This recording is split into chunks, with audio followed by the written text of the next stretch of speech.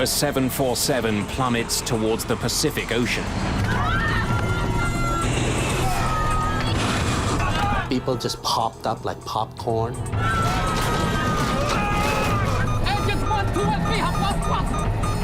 This airplane is totally out of control. It is going to crash. In 2 minutes, China Airlines Flight 006 drops 10 kilometers through the clouds. Airspeed 270, 280, 290. The plane begins to tear itself apart as it spirals towards the sea. And I closed my eye. I thought I was gone. Altitude 15,000 feet, 12,000 feet, 10,000 feet. Emergency, emergency.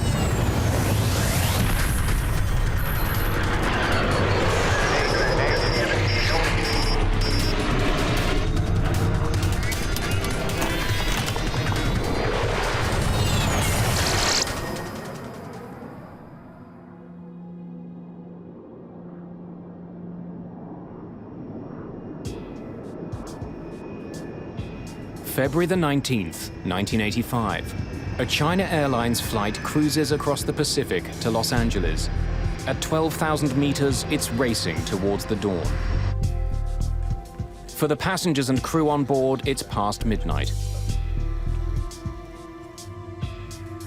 A two-man relief crew is in charge of the plane as it sails above the ocean on autopilot.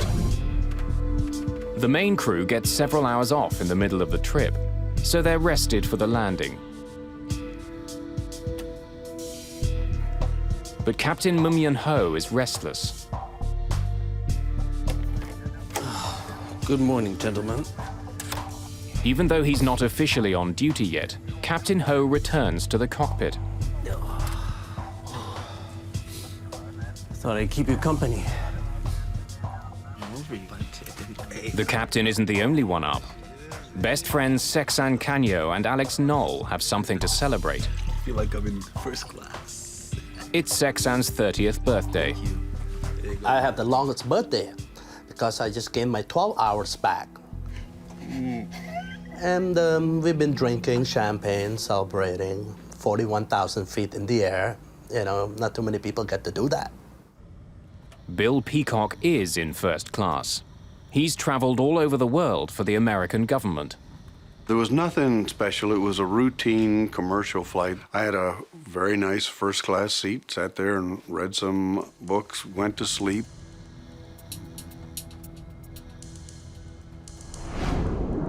By now, the plane is nearing the coast of California.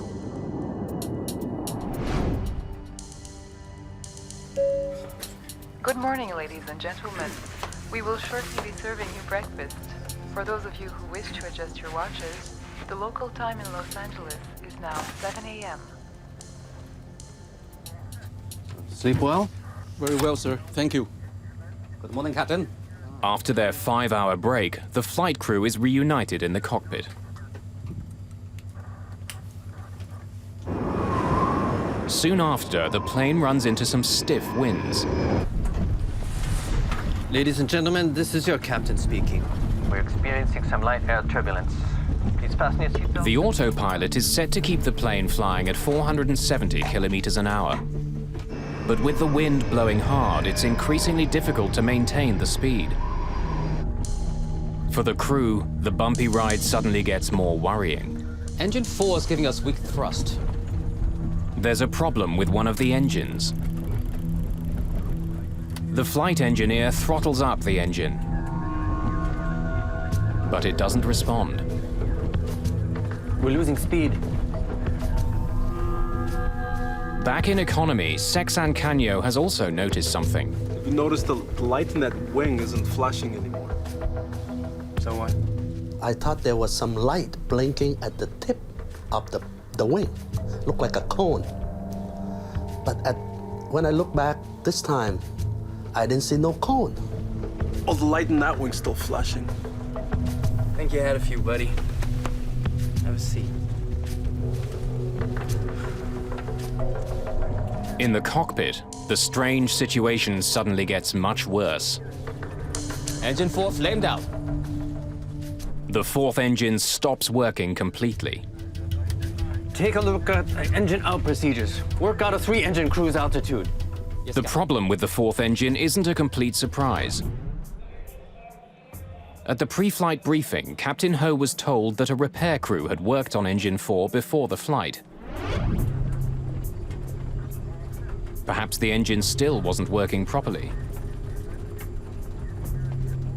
We had a snag advisor on engine 4 before we took off. Yes, sir. Maybe that's it. Without the fourth engine, the plane continues to slow down.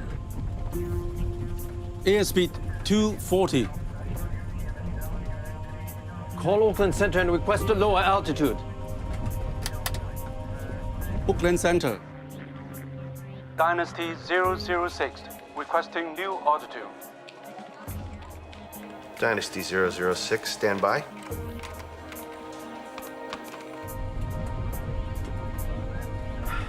Reignite engine 4. Yes, Captain. At this altitude, there isn't much oxygen, so the chances of a successful relight are slim.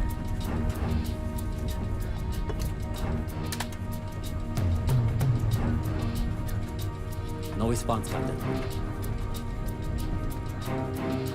As the crew try to restart their engine, their plane slowly begins to roll to the right. Dynasty 006, you're cleared to flight 240.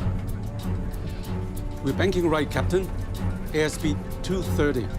As the plane continues to turn and slow down, it's in danger of stalling. Altitude hold off. Nose down.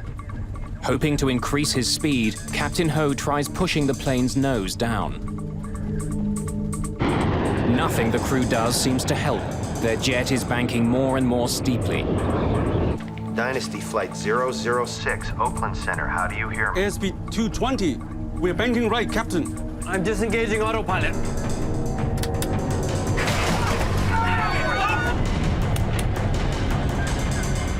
For the first time, Captain Ho takes manual control of the plane.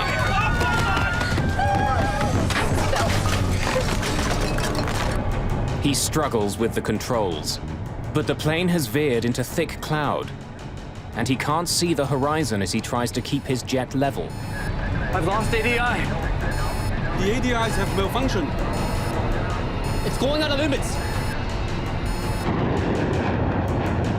Just minutes after their fourth engine stopped working, the China Airlines flight suddenly stalls and begins falling from the sky.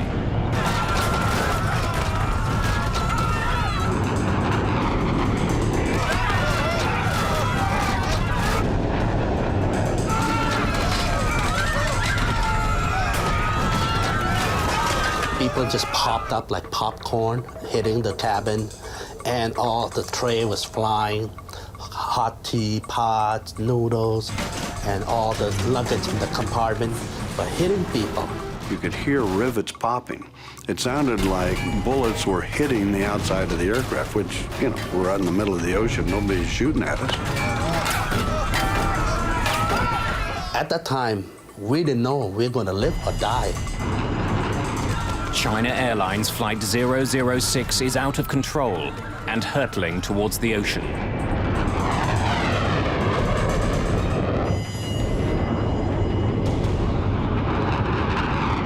A China Airlines jet is tumbling out of the sky.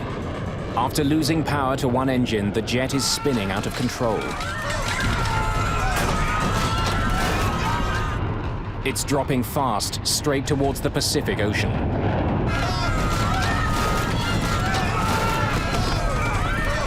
You can see the stewardesses, all these people who didn't have their seatbelt on, they were flying.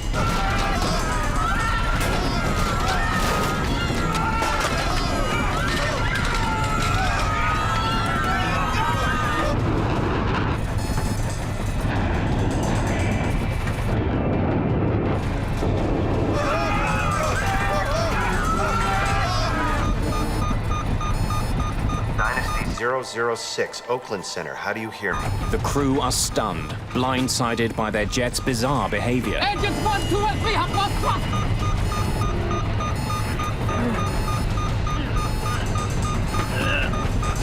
response, Captain! Dynasty 006, Oakland Center, how do you hear me? Airspeed 270, 280. Dynasty 006, Oakland Center, how do you hear me? Struggling against the plane's wild motion, the flight engineer tries again to restart his fourth engine.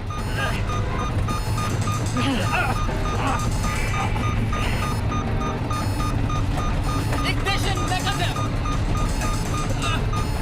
The G-forces are so powerful that the flight engineer is pinned to the control pedestal. Dynasty 006, Oakland Center, do you copy? You need to see this. In Oakland, air traffic control spots the plane's sudden descent. In a matter of seconds, the plane falls almost 3,000 meters. Up to 370, 360, 350. In the cabin, the G-forces are punishing.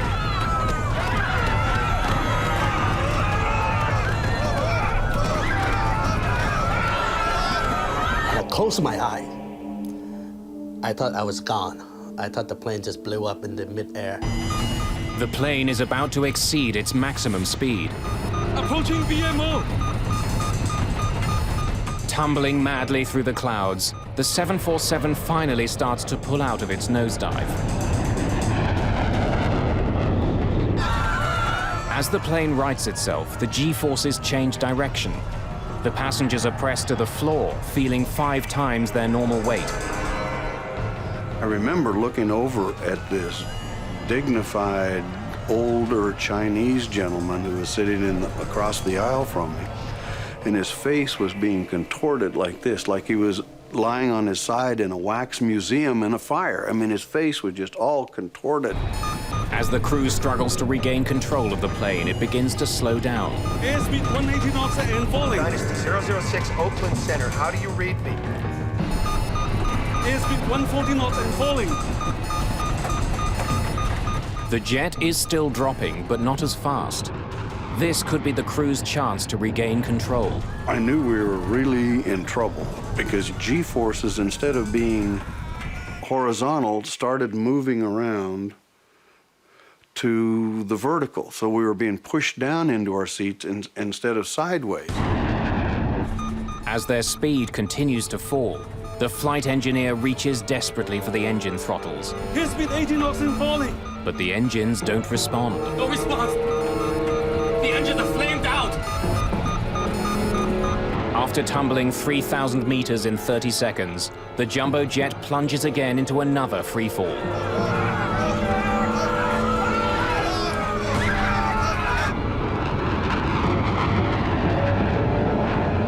And the second time when it went down, this time it's plunge.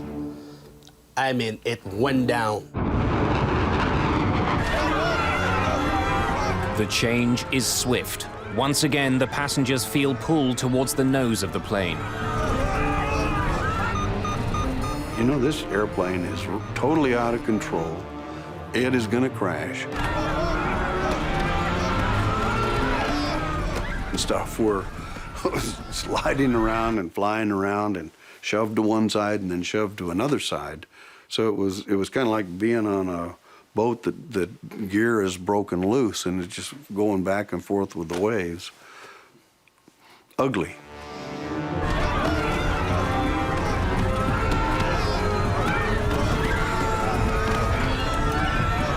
My stomach was up to my throat.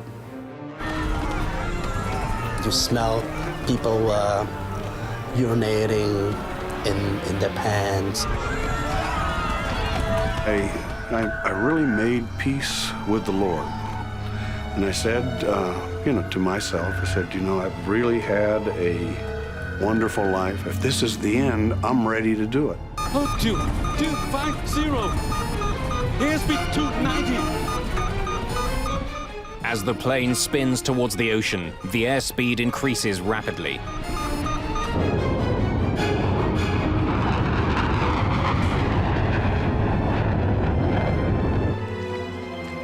Dynasty 006. With the crews struggling to control the plane, 6 separate calls from air traffic control go unanswered.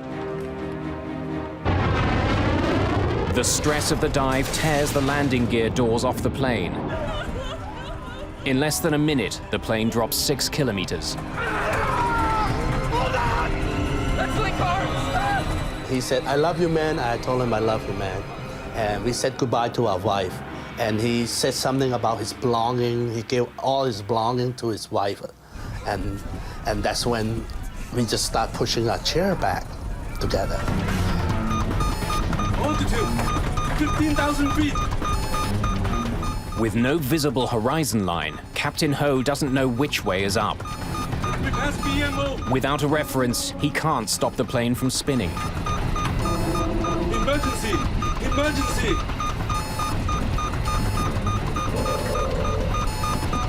After blindly plunging thousands of meters, the plane finally breaks free from cloud. And when this thing was falling down, it looked like you have a magnifying glass and you went like that, and all of a sudden the white water break becoming closer and closer, faster and faster. It's like incredible, and we thought we were going to die. Altitude, 12,000 feet. As he struggles for control, Captain Ho has only 30 seconds before his crippled plane smashes into the ocean.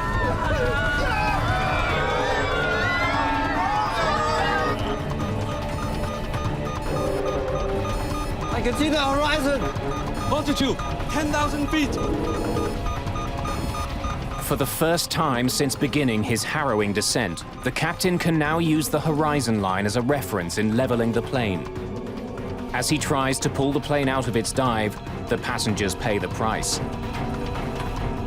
Their bodies are forced into their seats, battered by another dramatic change in direction.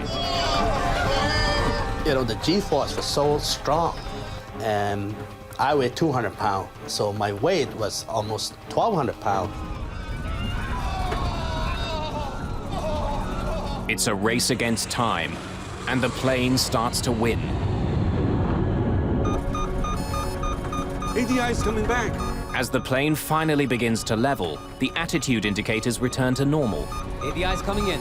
More importantly, as mysteriously as the incident began, 3 of the plane's engines regain power. Engines 1, 2, and 3 are coming back. Engine 4 still negative. Reignite engine 4. Yes, Captain.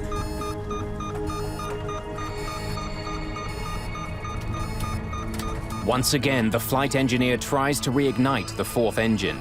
But this time, Engine 4 reigniting. for the first time in minutes, the plane is flying under control. They saved the airplane. They pulled the airplane out of this acrobatic maneuver at an altitude of 9,500 feet. They popped out of the clouds at 11,000 feet, and they had the airplane in stable level flight by 9,500 feet. That was a masterpiece of flying. Ladies and gentlemen, this is the captain speaking. Is anyone hurt? Do we have a doctor on board?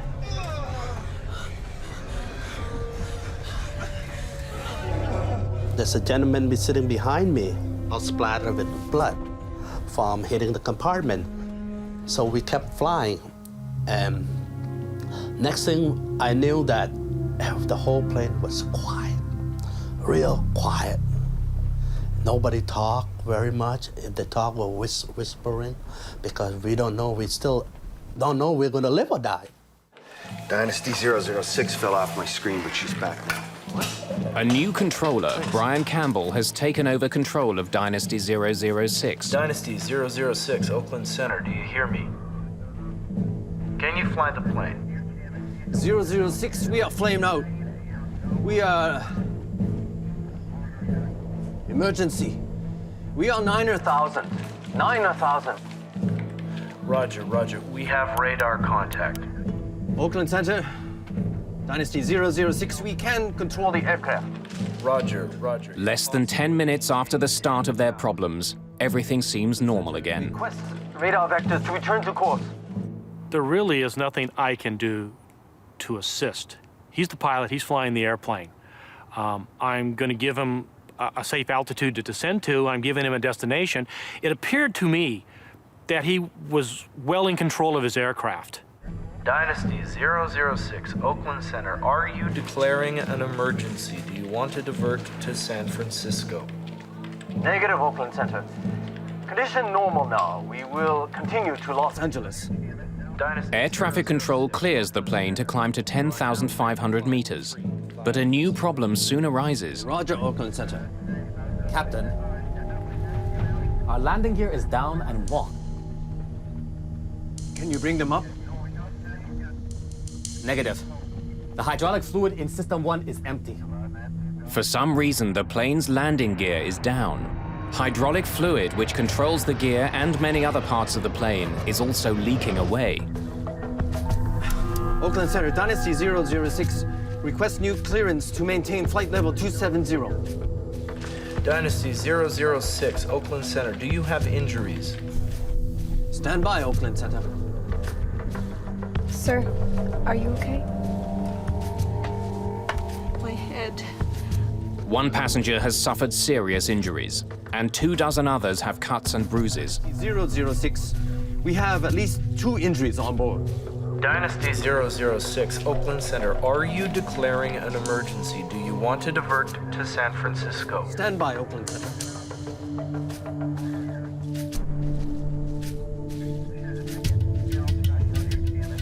Oakland Center, Dynasty 006. We're declaring an emergency.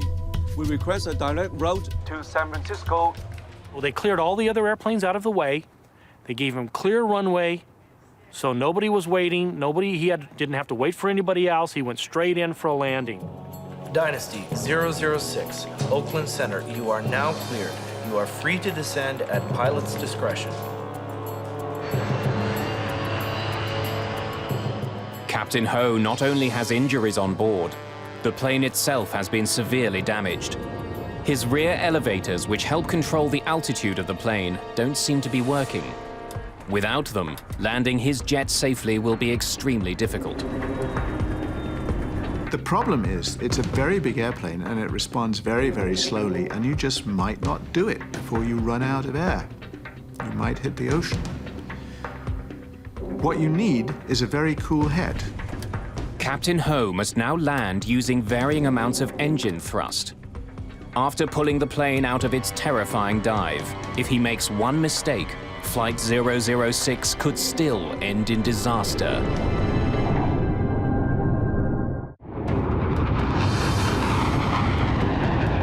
Nearing the end of a trip across the Pacific Ocean, China Airlines Flight 006 falls suddenly from the sky. No response! The engines are flamed out! Emergency! Emergency! After a terrifying plunge, the crew manages to wrestle the plane level again. But the jet is badly crippled. The elevators aren't working. Without them, Captain Ho has to land mostly by reducing power to his engines. It's a controlled fall towards the runway. As we came in, we flew over the house in Atherton where I had lived, where my kids had been born. And I looked down and said, boy, this is fitting. If we don't make it down, or if this plane explodes on landing because it's been so badly torqued and ruptured, you know, at least I got to see that.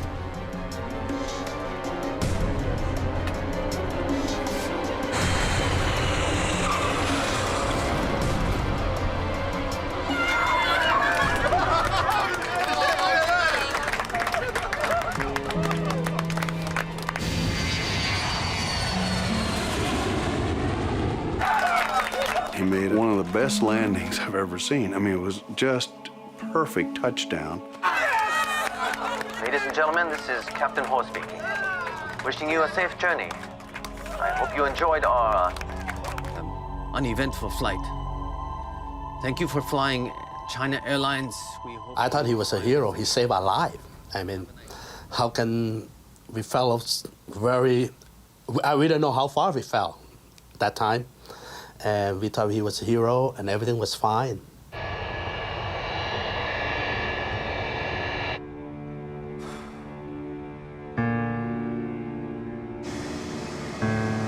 On the ground, the full extent of the damage to the plane can be seen.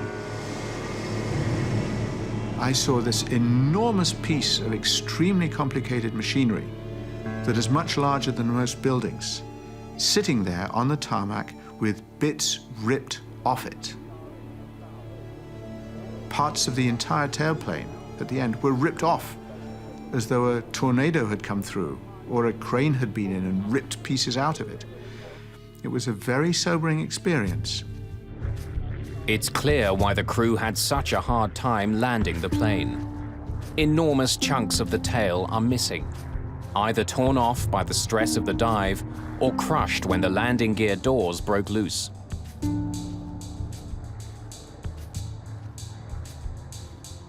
If the damage had been much more severe, the crew wouldn't have been able to regain control of their jet. 24 passengers have minor injuries. Only one requires hospitalization, but is soon released. A near disaster was avoided. But what had gone wrong in the first place? The National Transportation Safety Board arrived that very day and launched their investigation. The cockpit voice recorder is sent to Washington, but it's designed to tape over itself every 30 minutes. None of what happened in the cockpit during the terrifying plunge from the sky remains. Without a cockpit voice recorder, we had to reconstruct what the crew said and how they interpreted things and what was going on in the cockpit to the best of our abilities with the other data that was available to us. A record of the plane's instrument activity during the flight has been captured by the flight data recorder. But again, the team runs into a problem. The flight data recorder experienced unprecedented stress during the dive. There were electrical interruptions too, which caused gaps in the recording. The FDR information will have to be recovered using painstaking techniques of reconstruction.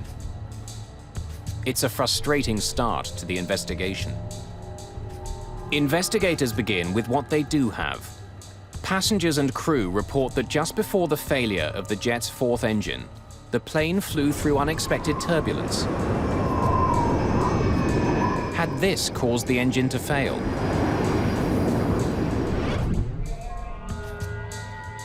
Satellite weather maps revealed that there was indeed heavy air turbulence over the Pacific. But it wasn't severe enough to cause engine failure. The jet's 4 engines are tested and studied. Even after the horrific dive through the sky, they're found to be in working order. However, given the previous history of problems with Engine 4, it receives particular scrutiny. They had an anomaly with one of the engines. They believed that the engine had flamed out or that there was something seriously wrong with the engine. The wear on a small throttle valve trimmer is measured. It's worn down by only 4/1000th of an inch, but that's enough to restrict the fuel flow to Engine 4. Engine 4 is giving us good thrust. Investigators determined that at 12,000 meters, Engine 4 did indeed deliver weaker than normal thrust. It's known as a hung engine. The aircraft logbook reveals that Engine 4 had been written up on 2 previous occasions just the week before. Perhaps the engine wasn't properly fixed, which led to the China Airlines mishap. The NTSB decided to dig deeper into the history of maintenance on Engine 4.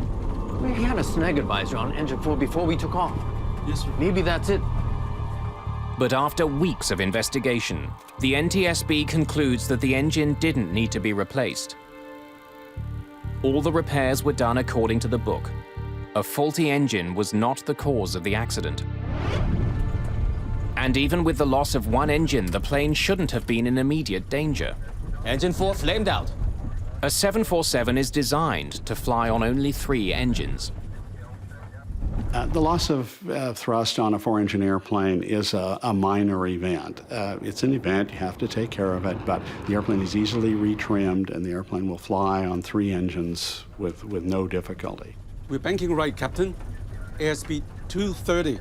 The airplane is perfectly capable of flying. It's not as efficient because it's got this big, round, drag-producing device out there, not producing any thrust.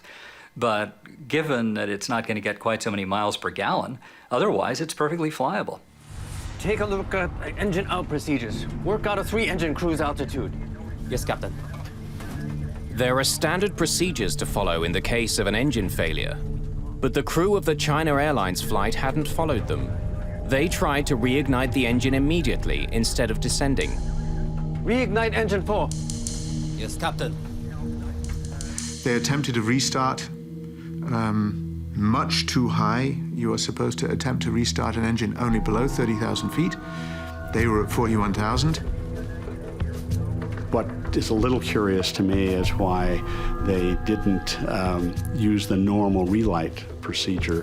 They were starting to try to relight the engine at altitude, and that would likely not relight. No response, Captain. It's a mistake, but it shouldn't have led to the plane spiraling out of control. So how had a manageable problem turned into a near disaster? I've lost ADI. The ADIs have malfunctioned. It's going out of limits. To get more information on what was happening in the cockpit, investigators interview the flight crew. I heard the captain report the ADI was lost. And then I saw the standby ADI was also going out of limits. The crew tell investigators that their ADIs, which measure how level the plane is, weren't working. They could have said, this can't possibly be right. And looking at their indicators, can't possibly be right, and therefore they must have failed. The attitude indicator had indicated a position so implausible that it looked like it had to be a failed instrument. This couldn't be what the plane was really doing. But in fact, when the ADIs are studied by the NTSB, they're all found to be perfectly normal. When we started banking right, engine 4 was already flamed out. We started to descend faster, and engines 1, 2, and 3 also failed. Engines 1, 2, and 3 have lost thrust! NTSB investigators are even more confused when the crew tells them that all of their engines had failed. No response, Captain! With the exception of engine 4, the flight data recorder indicates that the other 3 engines were working the entire flight. Ignition negative! If the engines had all failed, there would have been a host of other problems, such as cabin depressurization, but that didn't happen. Engines 1, 2, and 3 are coming back. Finally, when we descended lower in altitude, 1, 2, and 3 came back, and we were able to reignite engine number 4. Engine 4 reignited. At the end of the dive, the crew had the plane under full power.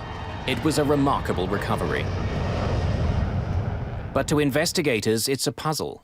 The story the crew is telling doesn't match up with the evidence they've uncovered.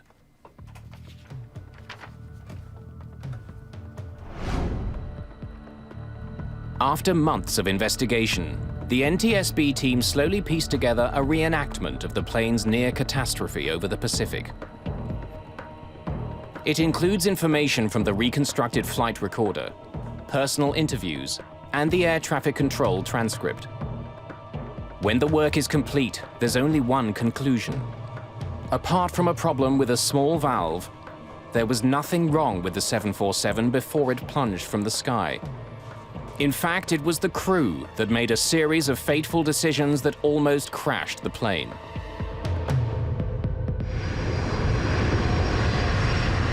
Just after 10 o'clock Pacific time, engine 4 starts to lose thrust.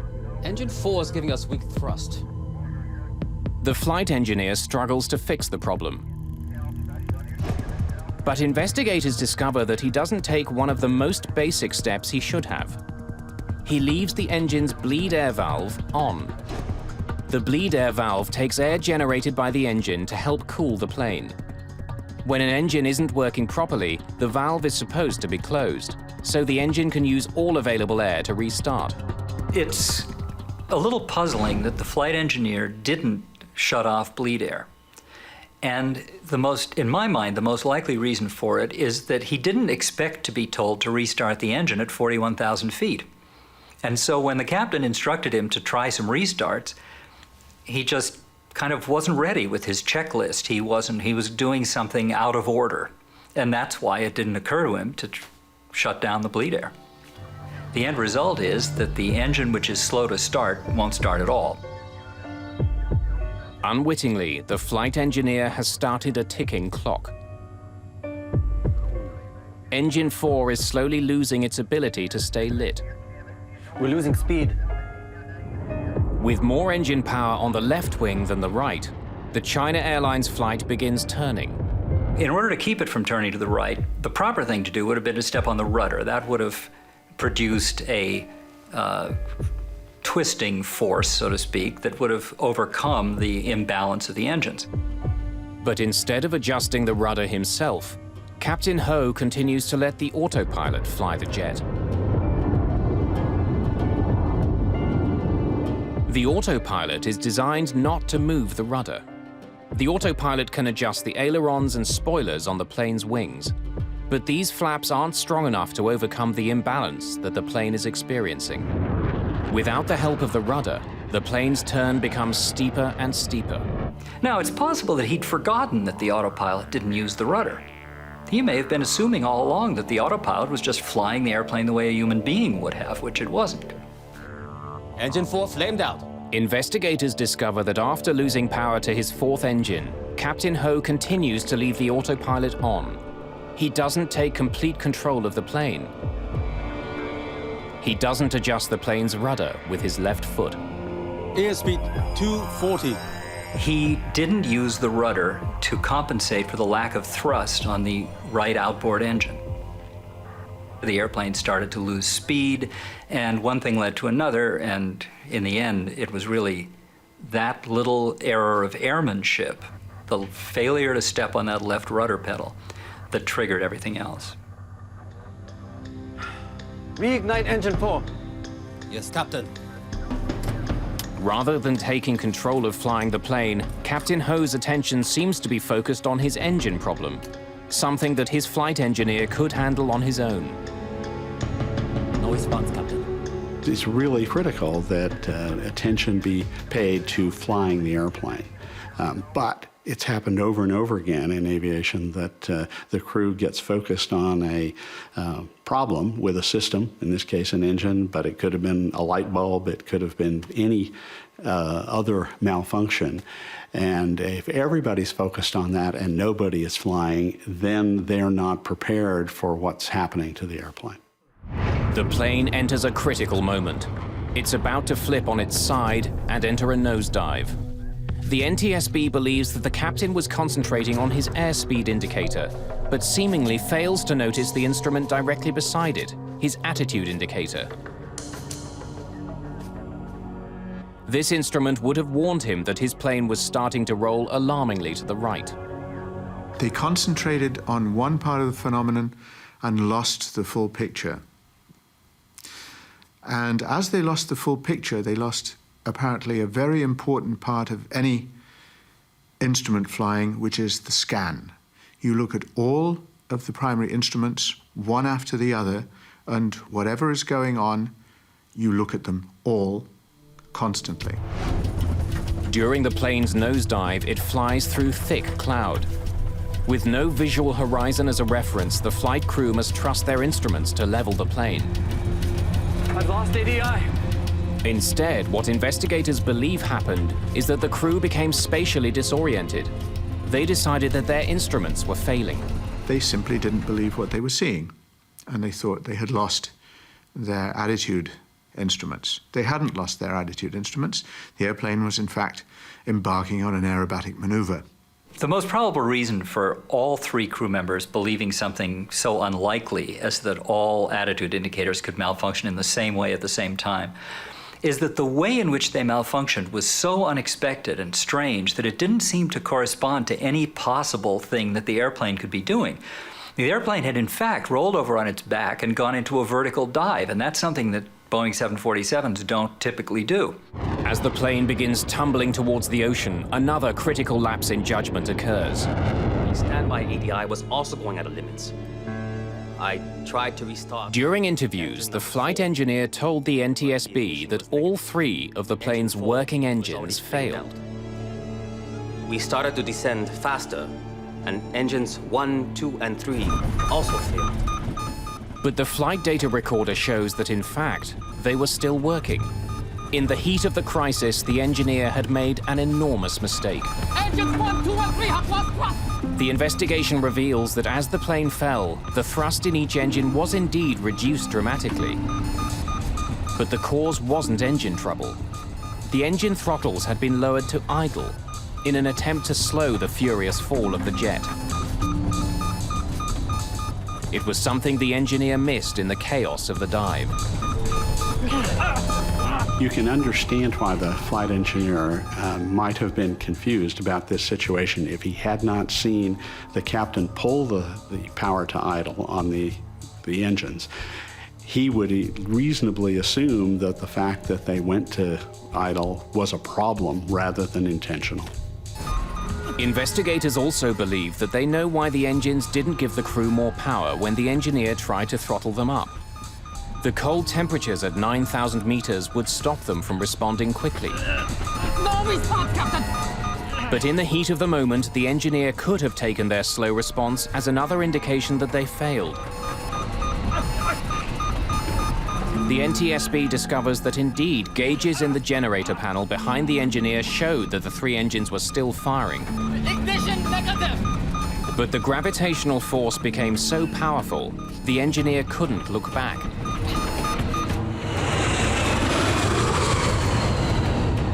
After months of painstaking recreation, the NTSB investigators believe they understand what happened inside the cockpit of China Airlines Flight 006.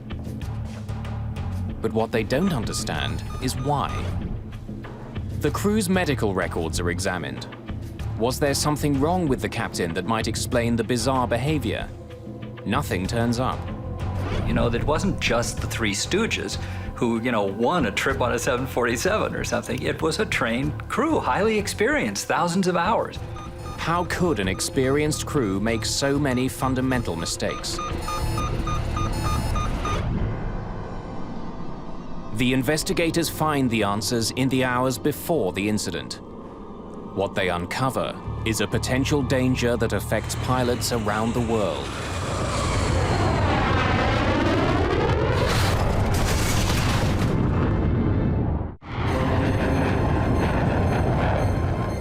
In 1985, a series of small pilot errors lead to a terrifying plunge from the sky.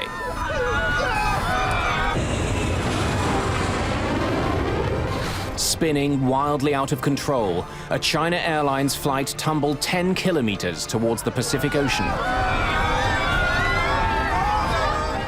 By the time the crew regained control, the plane was badly damaged. Amazingly, everyone on board survived. Investigators have uncovered a series of mistakes which nearly led to the death of everyone on board China Airlines Flight 006. But how could an experienced, well-trained and healthy crew make so many mistakes? The NTSB team decides to examine all of the factors affecting human behavior, including a new field of research. For the first time, as far as I know, in a report, the circadian rhythms, the biorhythms, the day and night functioning of the body was seriously taken into account as a possible explanation of why an extremely experienced Boeing 747 captain didn't notice things that to other pilots might have seemed obvious, such as the fact that his airplane was busy flipping on his back when he was attempting to deal with an engine problem.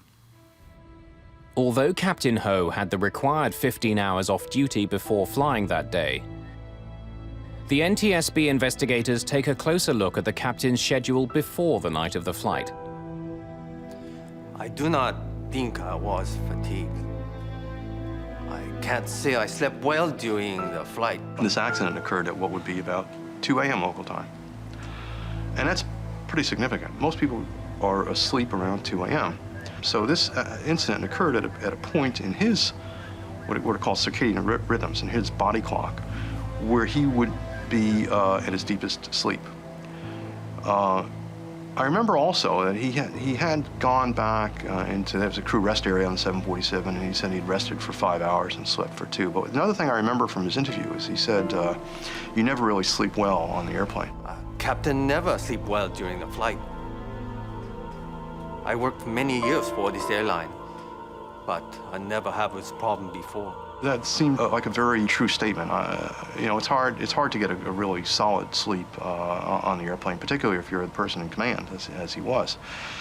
So, putting it all together, we saw this was an experienced crew, a qualified crew, and they were flying on a schedule that would make them susceptible to some of the negative or adverse effects of fatigue. During 6 flights in the previous 6 days, Captain Ho had covered a total of 18 time zones.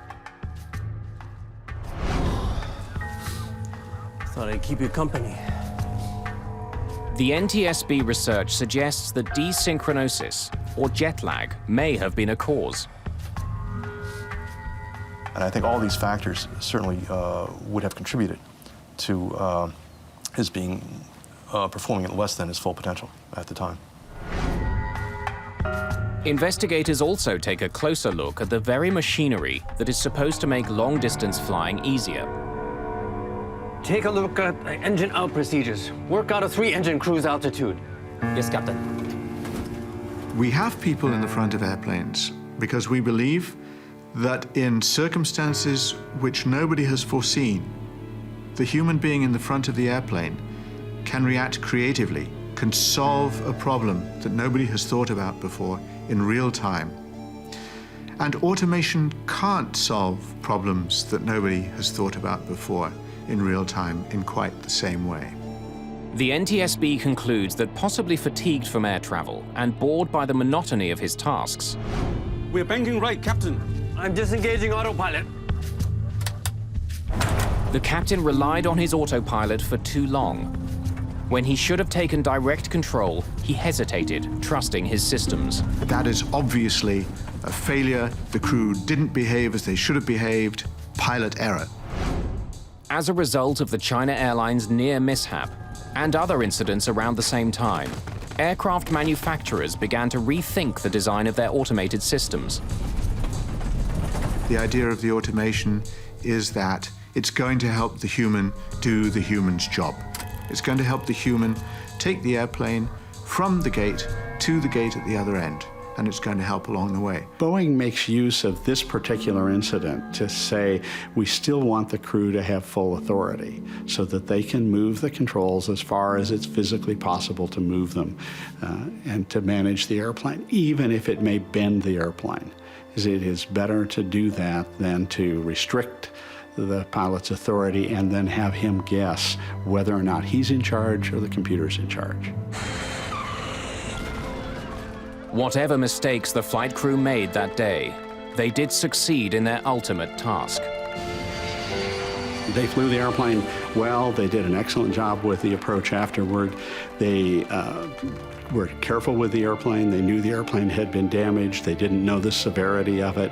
They were gentle with the maneuvering and yet tested enough to make sure that they wouldn't get themselves in further trouble as they made the approach to landing.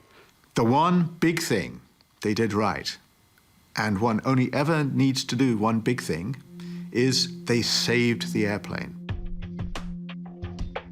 And in principle, that's all you ever need to do right when something happens to your airplane.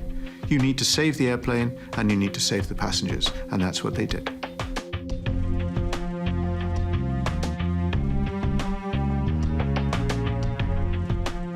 How can you forget something like that? That I survived through that. So it's hard for me to forget that I was lucky and it wasn't my time yet. The pilot saved our lives. He got us into it, but he got us out of it. And perhaps there was one other hero that day, the Boeing 747 itself. It was put through maneuvers and stresses that far outweighed its known limits. And yet, despite it all, the aircraft survived and landed safely.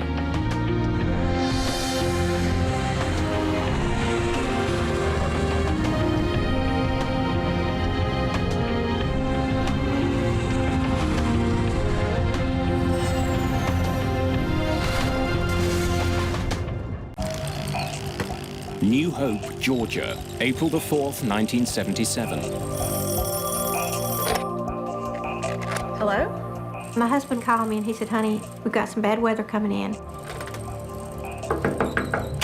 Boys, come on in now. Nasty weather's coming. One of the worst storms in years is moving across the South. Sadie Hurst rushes her children to safety. We heard this tremendous noise. When I got to the top of the basement steps to close the door, I saw a red reflection like fire in the door. That's when I saw what was happening. 72 people are killed when a Southern Airways DC-9 falls from the sky.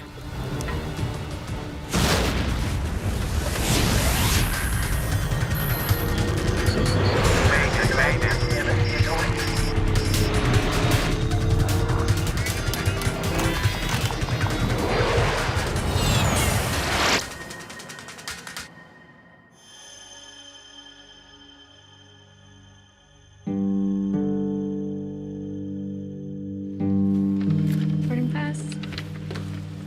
Thank you. Good afternoon, sir. Good afternoon. May I see your boarding pass, please? Certainly. Just down the aisle on the right, sir. Enjoy your flight. Thank you. Boarding pass? 81 passengers board Southern Airways Flight 242, a DC-9 bound for Atlanta, Georgia. Many of them are military personnel from nearby bases. Captain Bill McKenzie and First Officer Lyman Keel have been shuttling passengers across the American South all day. Who's got the lander? And not me, says the captain. Ignition, sir. Pilots regularly exchange tasks on long days like this one. First Officer Lyman Keel will be handling this leg of the flight.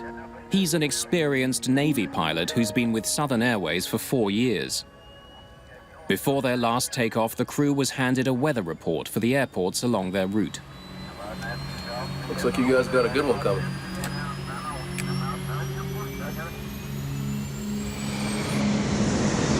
The DC-9 was introduced in 1965 to fly frequent short flights. Both of its engines are mounted to the rear fuselage rather than the wings. It was designed for takeoff on shorter runways. We had a 13 landing day, which was a lot of small stops, about 20 or 30-minute legs in between, and it was sort of the tour of the South. Skies have been smooth all afternoon, but the weather's worsening. The flight crew is prepared for turbulence. It was raining in Huntsville, and they said, oh, it's going to be some bad weather, don't serve. So we did not serve from Huntsville to Atlanta, which is a very short route, and we were delighted not to be serving. I was a little surprised that we took off when we did. I really thought we'd taxi out to the end of the runway and hold for a while because the weather looked so bad. But we taxied out and immediately took off. At 3:54 p.m., the DC-9 takes off into a hard rain. The short hop to Atlanta should take just 25 minutes. As Southern Airways 242 flies away from Huntsville, the National Weather Service tracks weather that's far worse than the pilots expect. Tornadoes are touching down all across the South.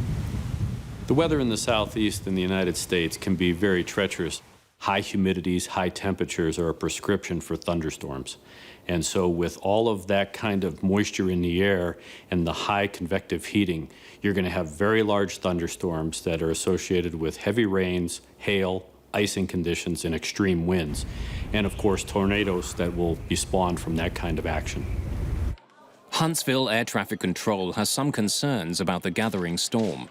Southern Airways 242, I'm painting a line of weather which appears to be moderate to possibly heavy precipitation, starting about 5 miles ahead.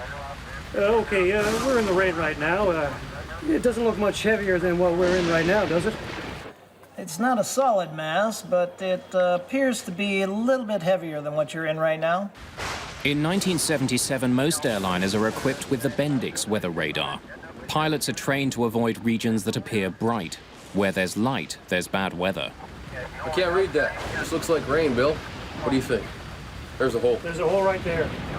That's all I see. The pilots spot a dark area on their radar, a passageway through the storm. They plan to navigate between towering thunderheads over 14,000 meters. Coming over, we had pretty good radar. I believe right straight ahead. There. The next few miles is probably the best way we can go. But as they head towards the storm system, they get an ominous report from Memphis Air Traffic Control. Attention, all aircraft. SIGMET. Tennessee, Southern Louisiana, Mississippi. SIGMET is short for Significant Meteorological Information, a warning to pilots that dangerous weather is in the region. Here we go. Hold 'em, cowboy. Pilots don't want to be within 50 miles of a lot of those types of thunderstorms for the very reason that the airplane may not be able to handle it, and or the pilots may not be able to control the airplane flying into that kind of activity. Mackenzie and Keel take a harder look at their weather radar. It looks heavy. Nothing's going through that. Mysteriously, the gap the pilots thought they'd spotted no longer seems to exist. That's a hole, isn't it? It's not showing a hole, is it?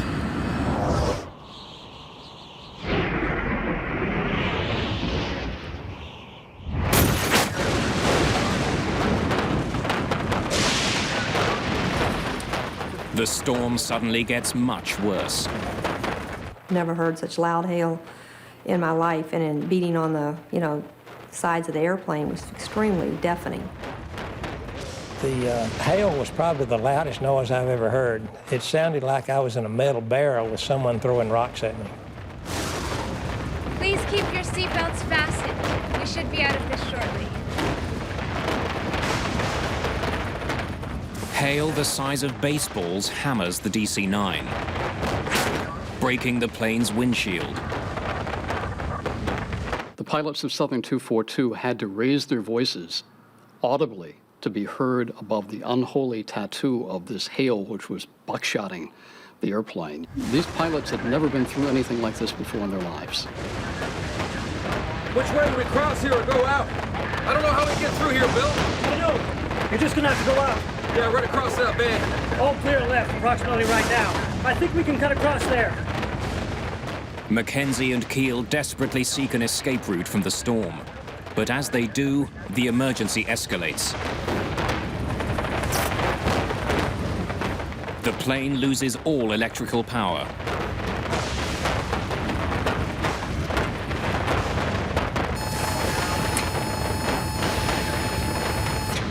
Without power, Keel must keep the aircraft level without an artificial horizon. Now the pilots are left to look back out the window and try and orient the airplane with the horizon. But surrounded by thick cloud, a horizon is difficult to find. It's almost impossible for Lyman Keel to get his bearings. Southern 242, what's your speed? Atlanta Air Traffic Control tries to make contact with Southern Airways. They receive no response. Southern 242, Atlanta, what's your speed? After I realized that we had a disaster in progress, or something was wrong, I got up and started briefing my passengers. The flight attendants were very quick in giving us emergency landing instructions. There was not very much time for anyone to start panicking.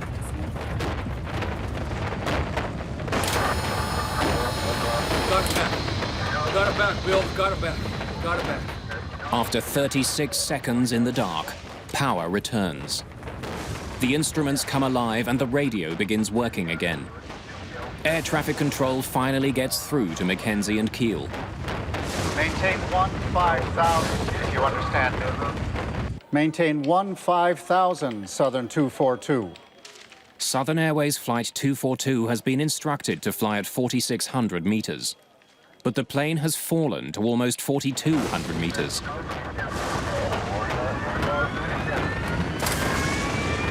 We're trying to get it up there. While I was looking out at the front of the left engine, I could see the hail continuing to put more and more dents into the cowling around the engine and into the cone in the center of the engine. and the engine was starting to make sounds like it was quitting.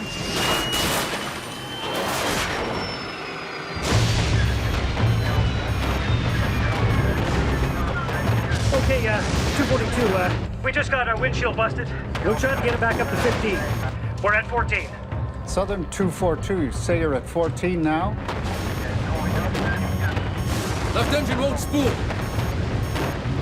Our left engine just cut out. You say you lost an engine and busted a windshield? Yes, sir. My God. The other engine's going too. Got the other engine going too. Southern 242, say again. Stand by.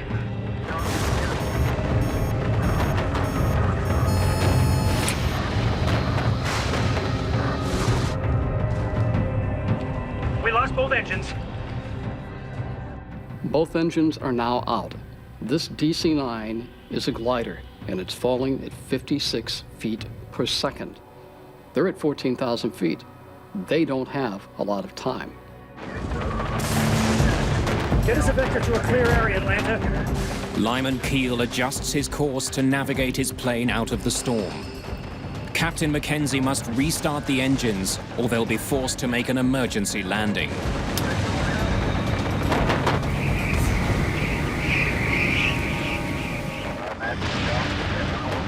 Without engines, Southern Airways Flight 242 is plummeting from the sky.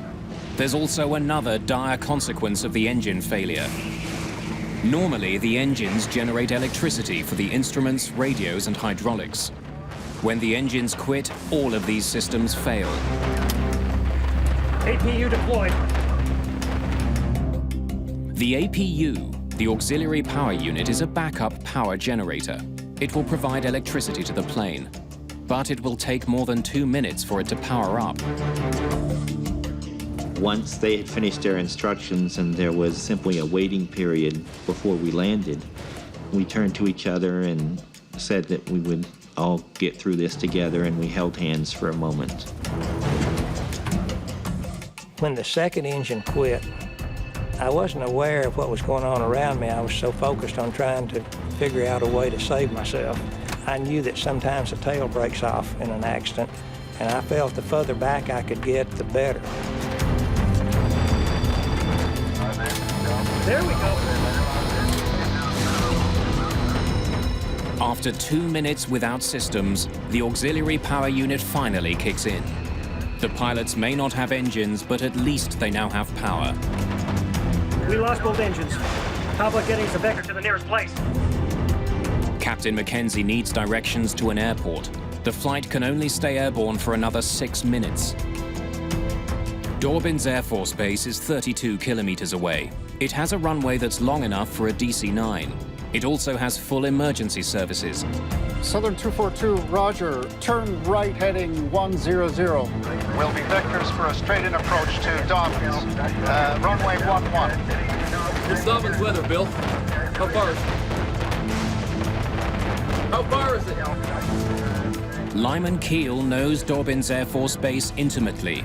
He trained there, and it's now his home base as a Navy Reserve pilot. He's landed there frequently. Declare an emergency, Bill. Right now, Keel's familiarity with Dorbin's is the only advantage this crew has. Less than 16 kilometers away lies the town of New Hope, Georgia. Sadie Hurst sees no signs of an advancing storm. It was an absolutely beautiful day. The children were playing outside. They were riding their bicycles up and down the driveway.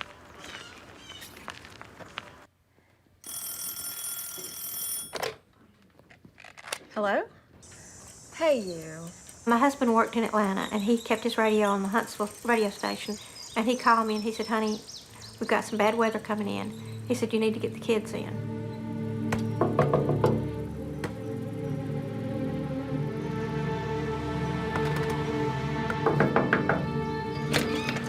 Boys, come on in now. Nasty weather's coming. Come in now. All right, flashlights and batteries, Stephen. Ordinarily, tornadoes come with bad weather, you know, dark clouds and rain and hail. But we didn't see any of that. Southern Airways 242 finally breaks through the storm clouds into clear skies. The plane descends steadily through 2,100 meters. Get those engines started.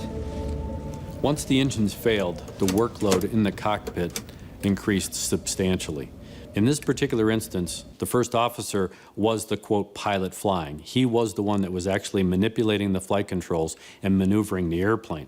The captain, on the other hand, was now running checklist and trying to troubleshoot. Listen, we lost both engines, and I can't tell you the implications of this. We only got 2 engines. And how far is Dobbins now? Southern 242, 19 miles. Do you have 1 engine running now? Negative. No engines. I didn't know what was wrong, but I could tell something was wrong. I went and opened the cockpit door simply to tell them we're ready for whatever. Just don't stall this thing out. No, I won't. Bill, what's going on? Not now, Kathy. Sit down. You could tell they were afraid. I understood that they were afraid just for the sound of their voice. So I understood that there was something very dangerous going on, but I had no idea what. Down to only 1,400 meters, the plane is still 27 kilometers from Dobbins Air Force Base. Ask him if there's anything between here and Dobbins. What? Ask him if there's anything between here and Dobbins. Is there an airport between our position and Dobbins? Southern 242, no, sir. Closest airport is Dobbins. First Officer Lyman Keel doesn't think he can get the DC-9 as far as Dobbins Air Force Base. He's lost too much altitude. I doubt we're gonna make it, but we're trying everything to get something started. Roger. Well, there is Cartersville. You're about 10 miles south of Cartersville, 15 miles west of Dobbins. Keel needs a closer airport. Cartersville seems like a good choice. We'll take a vector to that, yes. We'll have to go there. Can you give us a vector to Cartersville? All right, turn left, heading 360. Will be direct vector to Cartersville. Air traffic controllers in Atlanta see no other options. They direct Flight 242 to Cartersville Airport. As the pilots seek out an airport, the flight attendants still don't know what type of landing to prepare for. They wouldn't talk to me. When I looked in the door, the whole windshield was cracked. So what do we do? I think we've lost both the engines. I thought so. Okay. Kathy, have you briefed all your passengers? Mm-hmm.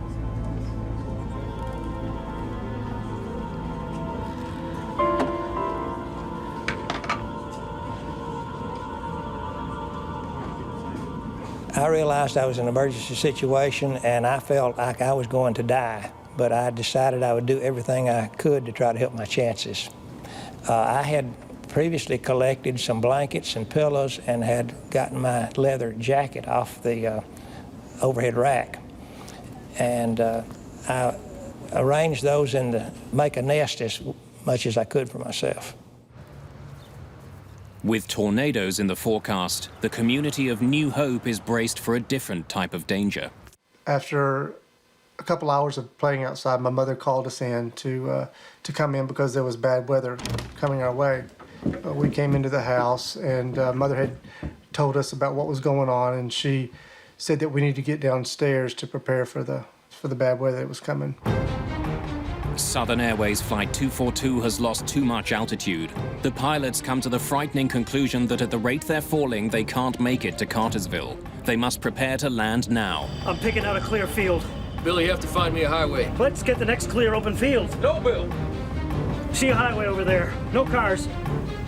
Right there. Is that straight? No. We'll have to take it.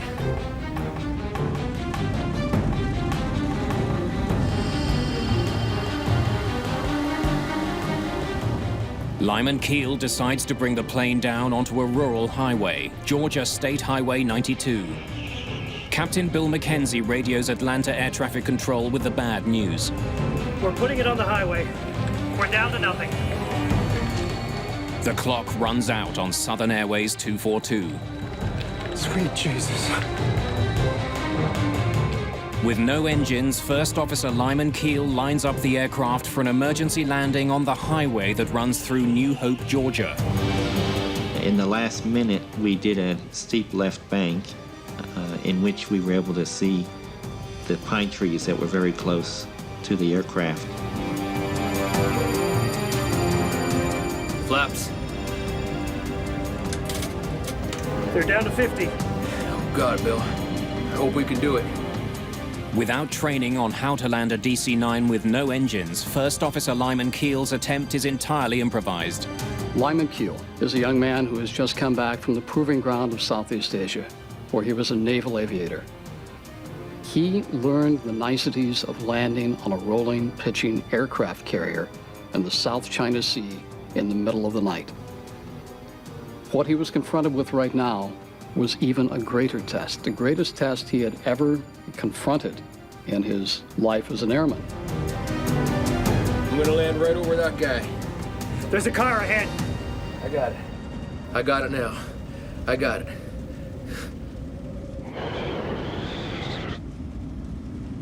Brace for impact! The Southern Airways flight touches down on State Highway 92. When the aircraft touched down, the first touchdown was very, very nice. It was smooth. It seemed like it was going to work and everything was going to turn out okay. And then it immediately bounced back up in the air and slammed down. Each bump that we made seemed to be harder and louder than the previous one. The plane smashes into New Hope. Before the plane completely stopped moving, there was fire blowing through the cabin. I felt my face burning, even though I tried to cover it with my leather jacket.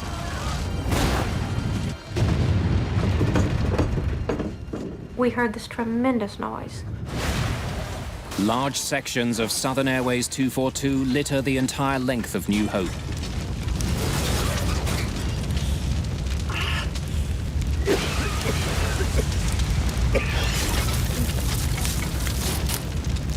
Come on, damn it. I got my seatbelt loose after a few tries and turned toward the rear of the airplane, and I saw a spot of light. I got up and ran for that light.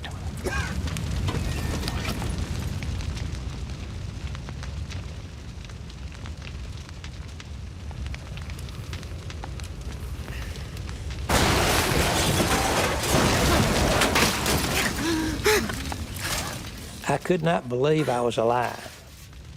I just could not believe it. Where I found myself after we woke up, sort of indescribable. I was sitting by the front entry door. We have a coat closet that was adjacent to it and the back wall that the jump seat's strapped to. All three of those walls had collapsed and rolled into like a little triangle ball area. And there was just enough room for me inside. And I could see a crack of light, and I thought, I'm going through that crack of light, come hell or high water. In the very next instant, as if I had just blinked my eyes, instead of seeing the carpet between my feet, I suddenly was looking at blue sky above me. I realized I was lying flat on my back in the dirt. Everything to the left of me was flaming wreckage. I didn't even recognize it as being the plane that I had just been thrown out of. I thought it was maybe a house that we had hit. Stewardess Sandy Pearl also escapes safely. She's able to help others.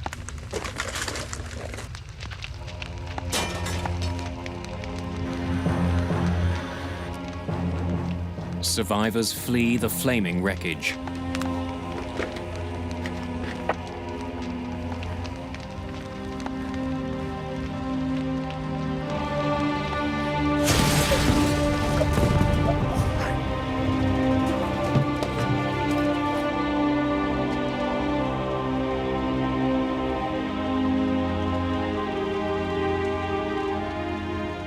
When I got to the top of the basement steps to close the door, I saw a red reflection like fire in the door.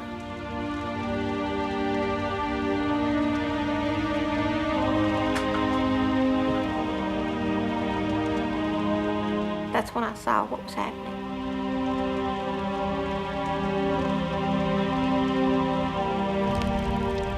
I saw smoke and fire.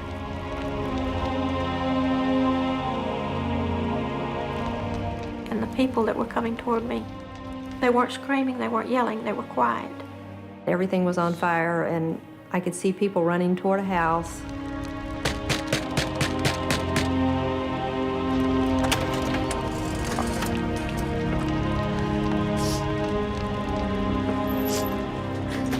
I need to use your phone.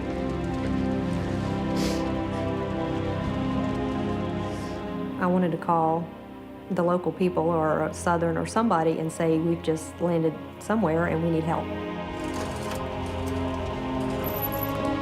It just became a blur. They just kept coming.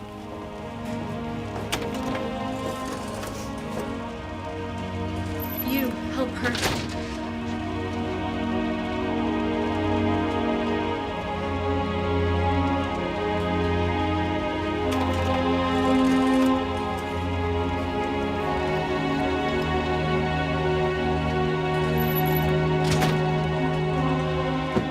I got back to the kitchen and I was just circled by people.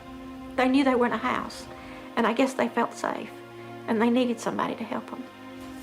I was still frantic. I was still trying to move as quickly as possible and do as much as I could at the time.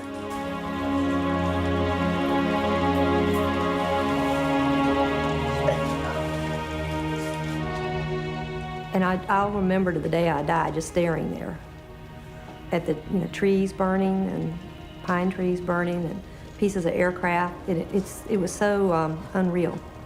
I've never seen anything like it and never want to see anything like that again.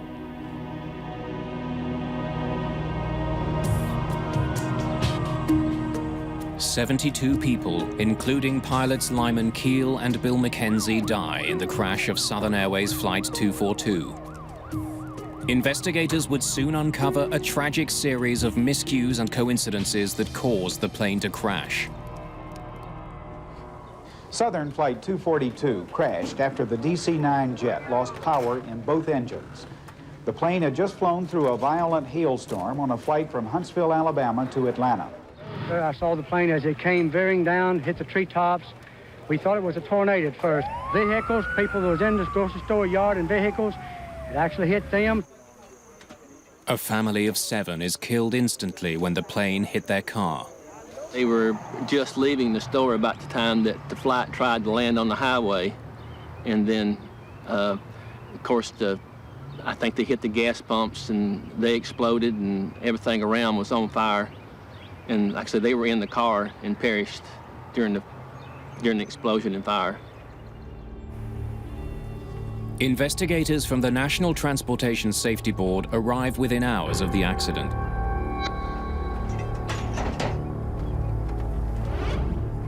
This is the second major blow to Southern Airways' safety record. In 1970, Flight 932, carrying the Marshall University football team, crashed in West Virginia. Everyone on board was killed. There are always many questions that investigators have to find answers to. The two primary questions that needed to be answered by the board were what were the weather conditions and what caused both engines on a 2-engine airplane to flame out that resulted in the pilots having to make an emergency landing on a highway in a small town.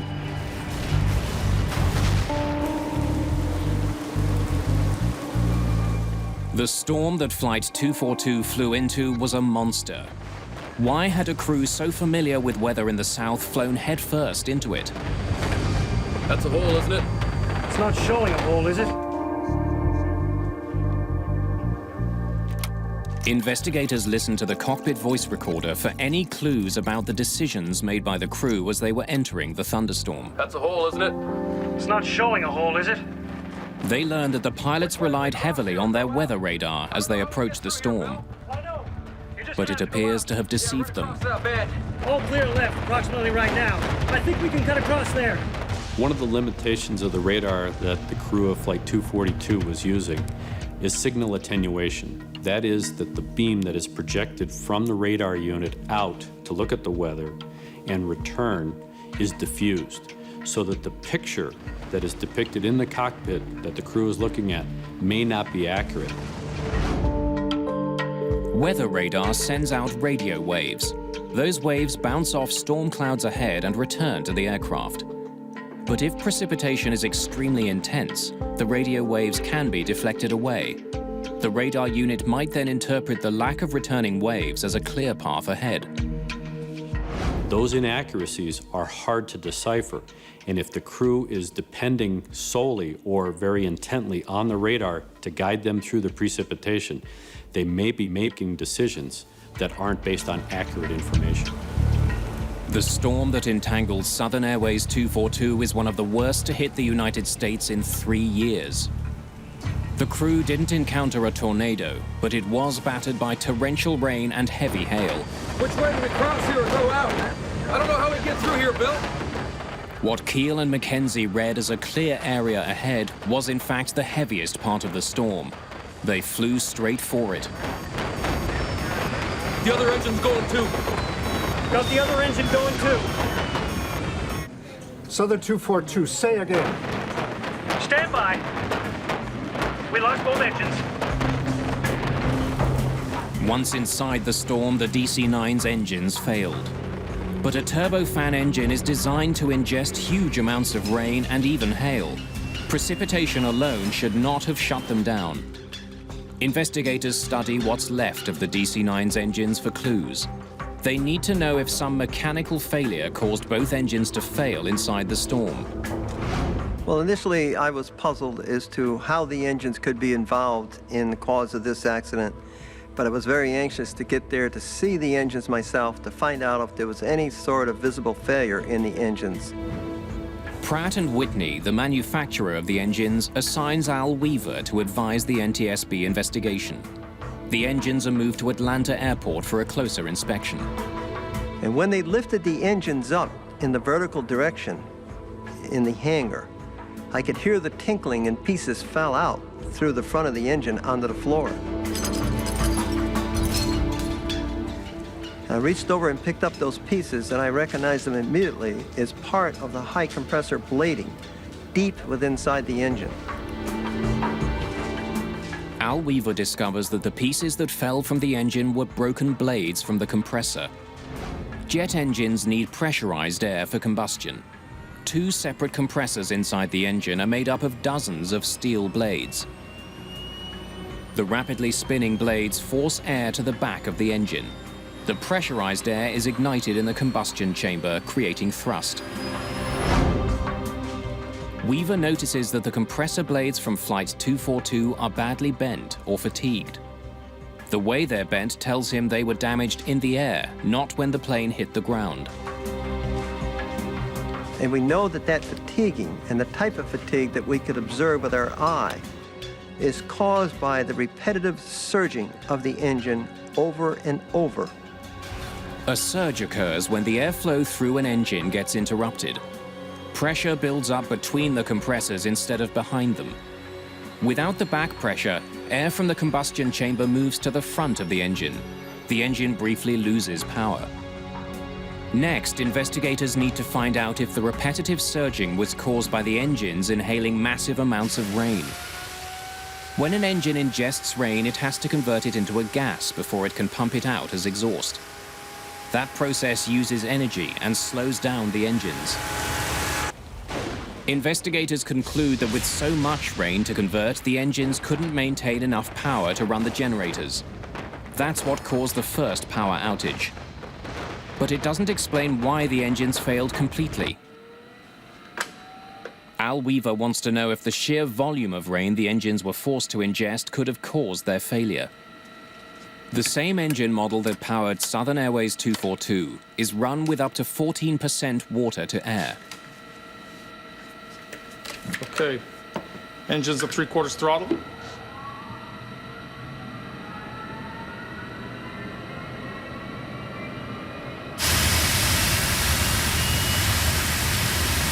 Let's begin.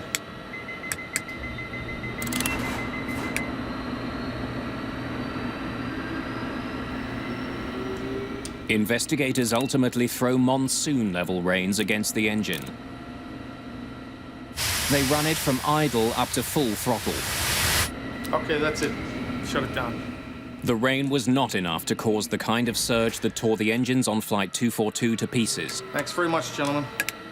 And the engine operated normally, no abnormalities.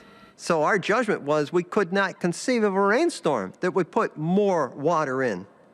So we knew we were going in the wrong direction with more water.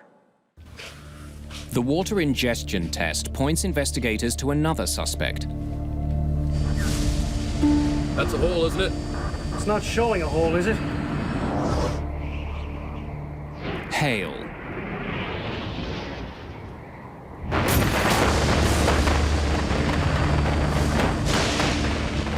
People who survived the crash describe seeing hail the size of baseballs. It was powerful enough to break the plane's 3.5 centimeter thick windshield. Al Weaver discovers significant hail damage on both of the plane's engine cowlings. Starting at the front of the engine, we noted that the inlet cowl and the center body that streamlines the airflow going into the engine, which are parts of the aircraft structure and made out of aluminum, were all dented from both engines. And that led us to suspect that the existence of the hail might have been a significant contributor. Weaver knows that it would take a powerful force to damage the hard metal compressor blades. We knew from the examination mechanically of the engines that the hail itself did not cause any damage to the engine. It only dented the outside of the covering over the engine. Heavy precipitation and a damaged cowling could have interrupted the engine's airflow and caused a surge. But one surge shouldn't tear an engine apart. Weaver suspects that massive pieces of hail may have clogged a vital outlet in the plane's engines: the bleed valves. When pressure builds between the two compressors, bleed valves should open automatically to release that pressure and clear the surge. If the bleed valves were blocked, the engines would have continued to surge over and over again. Once the engine began to surge, the action that the pilot should have taken was to pull the throttles back to clear the surge.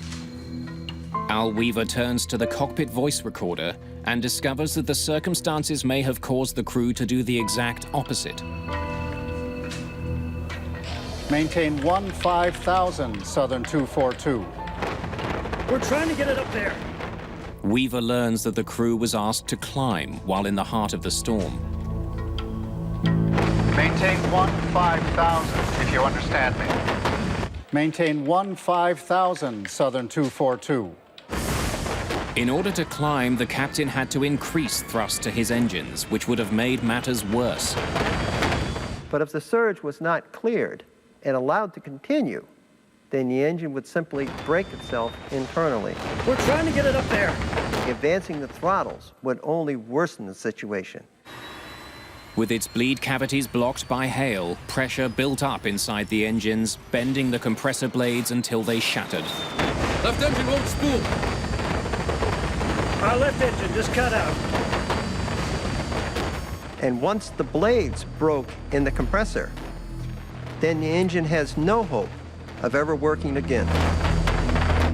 Investigators now understand how the pilots misread the storm and how their engines failed as a result of it.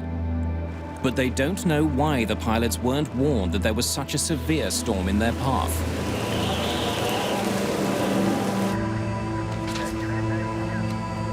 Who's got the landing? Not me. Just the captain. Ignition, sir.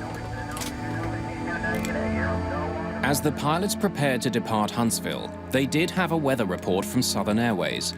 But the information was already hours old. Looks like you guys got a good one coming. Southern Airways dispatch did not have updated information. They didn't subscribe to the National Weather Service's update system. They did have a subscription to a service that required them to dial up and receive the information. When the dispatcher called the phone number to get the updated information, it was busy and never pursued it, and was not able to provide any kind of update information to the crew of 242. Southern Airways 242, I'm painting a line of weather which appears to be moderate to possibly heavy precipitation, starting about 5 miles ahead. Could Huntsville have provided better weather information? Absolutely. But in the course of doing their job, they provided localized weather information about an intense thunderstorm or rain shower that was moving over the airport. They were only responsible really for about 40 nautical miles. What the crew of Flight 242 was looking at was well beyond 40 miles. With little information on the storm and having misread their weather radar, Bill McKenzie and Lyman Keel flew blindly into massive thunderheads. The heavy rain and hail crippled their engines.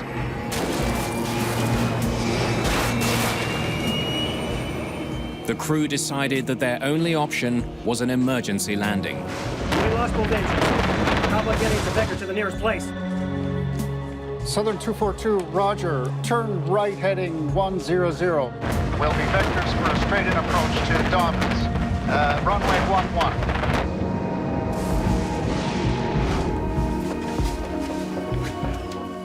When investigators analyzed the flight path of Southern Airways 242, they discover one more deadly oversight.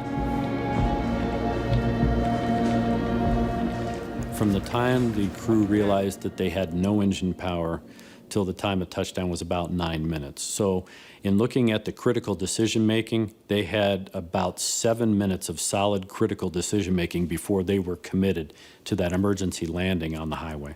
Get us a vector to a clear area, Atlanta. After the engines failed, the pilots made a 180-degree turn towards the west, looking for an escape from the storm. That takes them directly away from Dobbins Air Force Base. The turn takes the pilots out of the hailstorm, but leaves them further away from a runway. They also lose minutes of valuable flying time. Only once the pilots escape the hailstorm do they turn again towards Dobbins. Is there an airport between our position and Dobbins? Southern 242, no, sir. Closest airport is Dobbins. Had they maintained that course to Dobbins, rather than make the turns or try to find another airport, they probably would have had a better success rate and definitely a better survival rate. Southern 242, roger. Turn right heading 100. Will be vectors for a straight-in approach to Dobbins. Runway 11.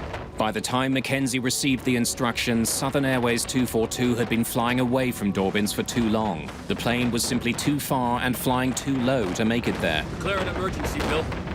But there was one last missed opportunity to save Flight 242. Investigators learned that just as Mackenzie and Keel were directed towards Dobbins Air Force Base, they were right above another runway. Cornelius Moore Airport. I thought we would land at Cornelius Moore Airport because I was familiar with that airport. I had flown many times in our airplane back and forth between Decatur and Atlanta. Investigators learned that Cornelius Moore was just out of range of radar at Atlanta Approach Control. They didn't know it existed. They could not direct Southern Airways 242 there because they couldn't see it on their screens. When I learned that the controllers in Atlanta didn't know about the Cornelius Moore Airport in Cartersville, I was upset because we went within, I think, 3 or 4 miles of that airport, had a 4,000-foot runway, and even though some of the controllers thought it was too short, it sure would have been better than that highway we landed on. I was very, very angry. That's such a futile reaction. You know, there was such a waste of life that I was sad. The NTSB investigation concludes that the catastrophic failure of the turbofan engines and the failure to convey sufficient information on the storm to the pilots are the causes of the crash of Southern Airways 242. The NTSB acts immediately. It issues a recommendation that weather radar systems aboard planes and in air traffic control centers be upgraded to better portray weather systems. In today's commercial aircraft, pilots have available to them color weather radar. It's radar that will depict in various color bands the intensity of the precipitation. The crash of Southern Airways 242 also leads to a better understanding of how engines should be managed in heavy precipitation. We once again reaffirmed to the pilots the importance not to allow the engine to continue operation in continual surging. If there is a surge condition for any reason, you should clear the surge, because if you didn't clear the surge and allowed it to operate, it would break eventually. In every air crash, investigators try to determine whether or not the accident was survivable. When you look at the survivability in an aircraft accident, you can definitively say that the design of the seat contributed to the survival factors aspects. But the statistics that bear out whether sitting in the front of the airplane is safer, the middle of the airplane is safer, or the back of the airplane is safer don't exist.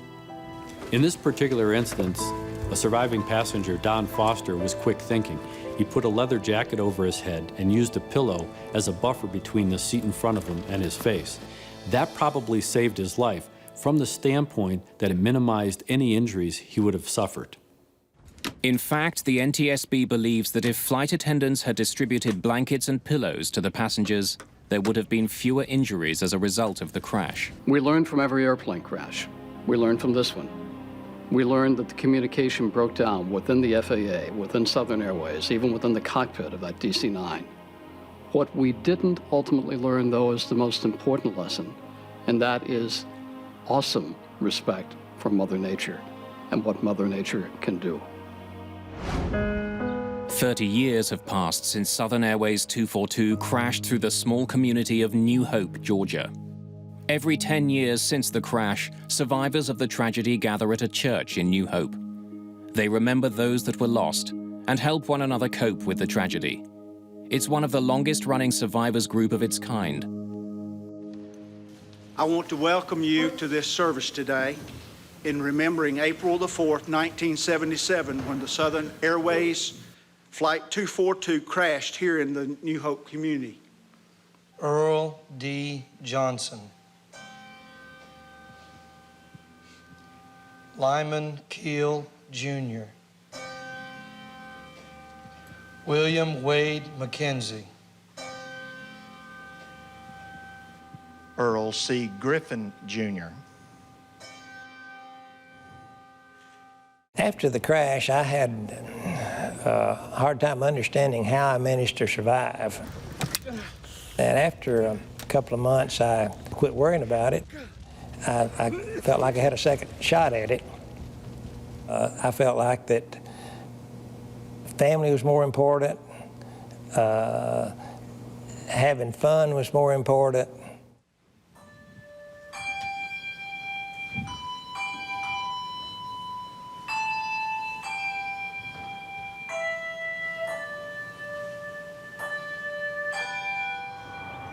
It took a pretty deep toll on our family, my mother and my father especially. They lost 2 of their children and all their grandchildren all at one time.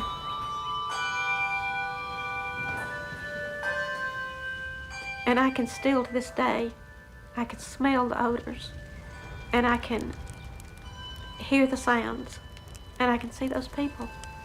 So many things will bring back those smallest memories. And every time it's triggered, the emotions come back. You don't want them to, you don't ask for them, but you can't stop them.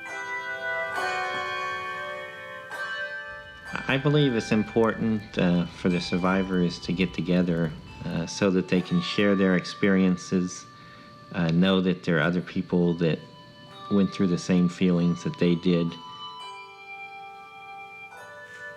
I mean, I've had a great life because of this, in a way. That makes no sense, but it's changed me for the better. I think I've done better, had a better life because of how I grew from that.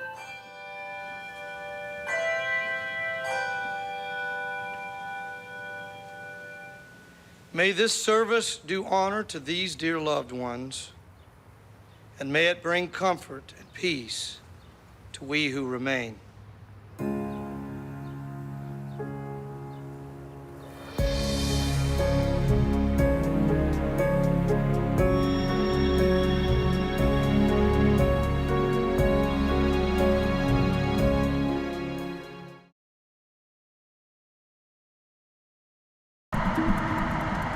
East of Los Angeles, a calm holiday weekend is shattered by a devastating explosion. A neighborhood is destroyed.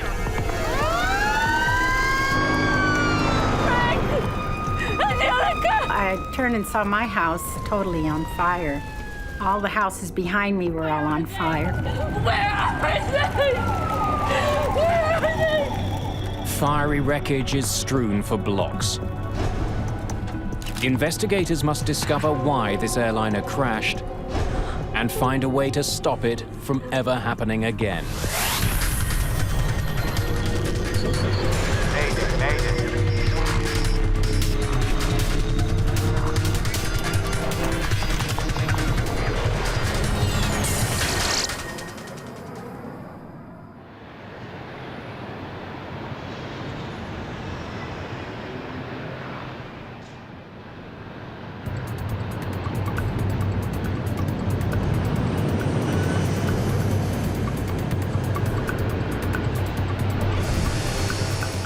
Los Angeles International Airport, LAX, is one of the busiest in the world. It's used by 40 million passengers each year. More than 1,500 planes take off and land every day.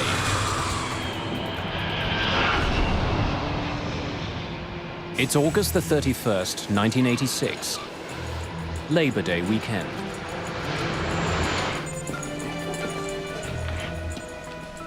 Today, a junior air traffic controller, Walter White, will be handling some of that traffic. Let's go. That was the big one. White isn't yet a fully fledged controller. He has to put in more time before he gets his final certification. Hey, Carl, how's it going? Hey, slow, slow, slow.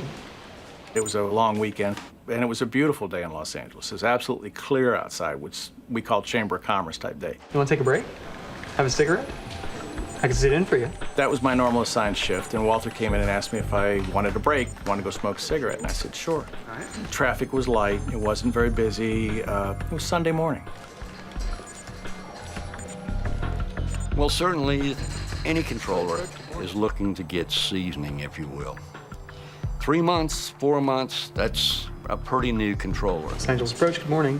I mean, it wasn't my turn for a break. Walter wanted to work the sector. As I remember correctly, he wanted to work it for some proficiency time. He hadn't worked it in a while. ACL 60, can you see the runway 25 left? Roger, LA approach. Thank you. Reduce speed to 200, then descend and maintain 6,000. 200, descend and maintain 6,000. Thank you. Have a nice day. Several hundred kilometers to the south, passengers are boarding an Aeroméxico DC-9.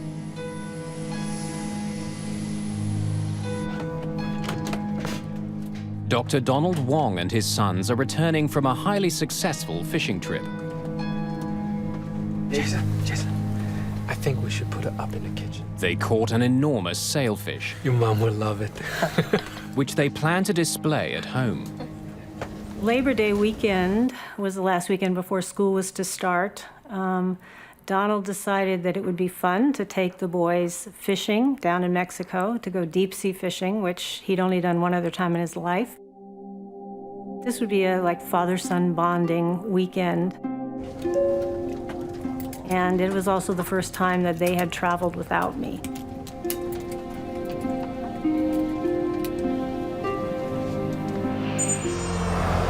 Just east of LA, the suburban city of Cerritos wakes up slowly. In the 1970s, this bustling community had been one of the fastest growing in Los Angeles County.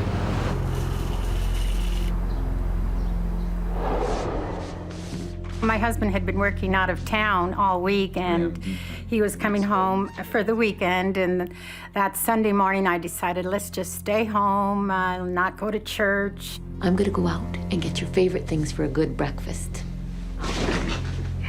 Javier, go and take a shower.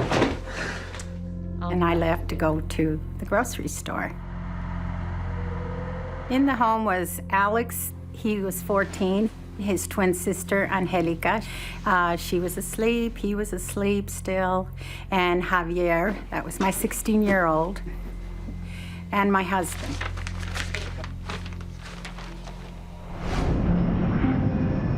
As Estrada leaves on her errand, Aeroméxico Flight 498 is just 20 minutes from LA. Captain Antonio Valdez-Prom is acting as co-pilot as they approach the city. First Officer Jose Valencia is piloting this leg of their journey. Ready when you are, Cap.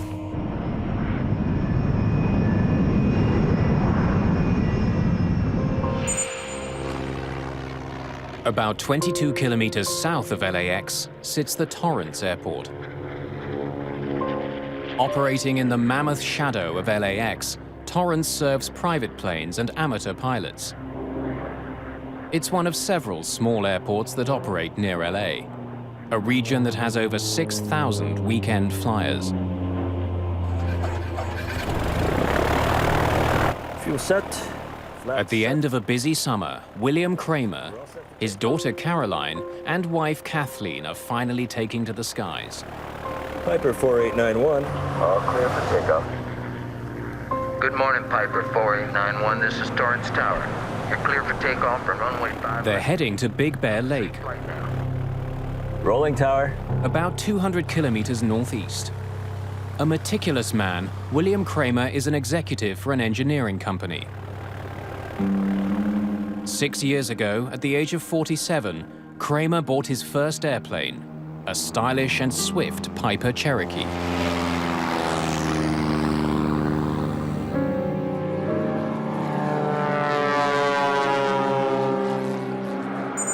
Wings West 5225, Los Angeles approach, depart Seal Beach, heading 320. Expect a visual approach, runway 25 left. Report airport in sight. Thanks. Walter White's job as arrivals controller is to make sure incoming planes keep well clear of each other. He's directing them to land on one of two runways. Aerial approach, runway 25 left. Thank you. Southeast of LAX, the crew of Aeroméxico Flight 498 is still a few minutes from their first contact with Walter White. But in the skies above Los Angeles, a deadly series of events is about to unfold. Dozens of people who have never met will be bound together forever in a tragedy that will affect everyone who flies. Airspeed.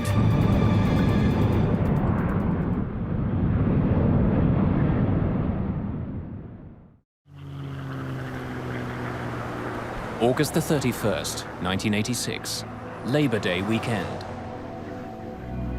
All clear for takeoff, Torrance. Just south of Los Angeles, William Kramer and his family are finally on their way for a long-awaited holiday. Okay. Just an hour to go, we're in Big Bear Lake.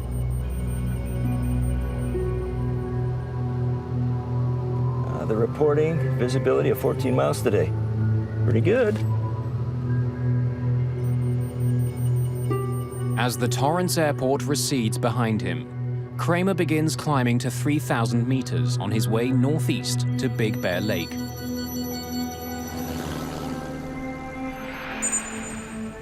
Several kilometers away, a half-full DC-9 from Mexico is approaching Los Angeles International Airport.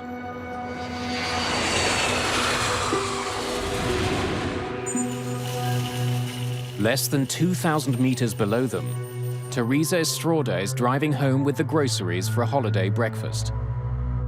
Her husband and 3 children are waiting just a few blocks away.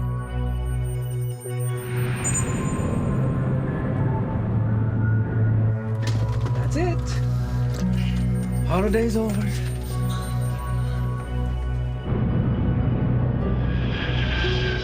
PSA 1765, 12 plus, 1 mile southbound. It's not a busy morning, and one by one, arrivals controller Walter White guides his planes in safely. Report airport in sight. At 11:47 a.m., he gets his first call from Aeroméxico Flight 498. Los Angeles approach. Good morning. This is Aeroméxico 498. Aeroméxico 498, Los Angeles approach, 25 left, final approach course. Do you have information? Aeroméxico Flight 498 is now officially inside what's known as the Terminal Control Area, or TCA. Sometimes referred to as the birdcage, the TCA is a complex piece of three-dimensional airspace around the airport. It's restricted airspace that's normally found around heavily congested airports or hub airports where the traffic density is extremely high and you need to control the access into and out of that airspace. Aeroméxico 498, traffic 10 o'clock, 1 mile northbound, altitude unknown. Roger, 498. Aeroméxico 498, reduce speed to 190, then descend and maintain 6,000. As the Aeromexico plane descends, William Kramer and his family continue climbing.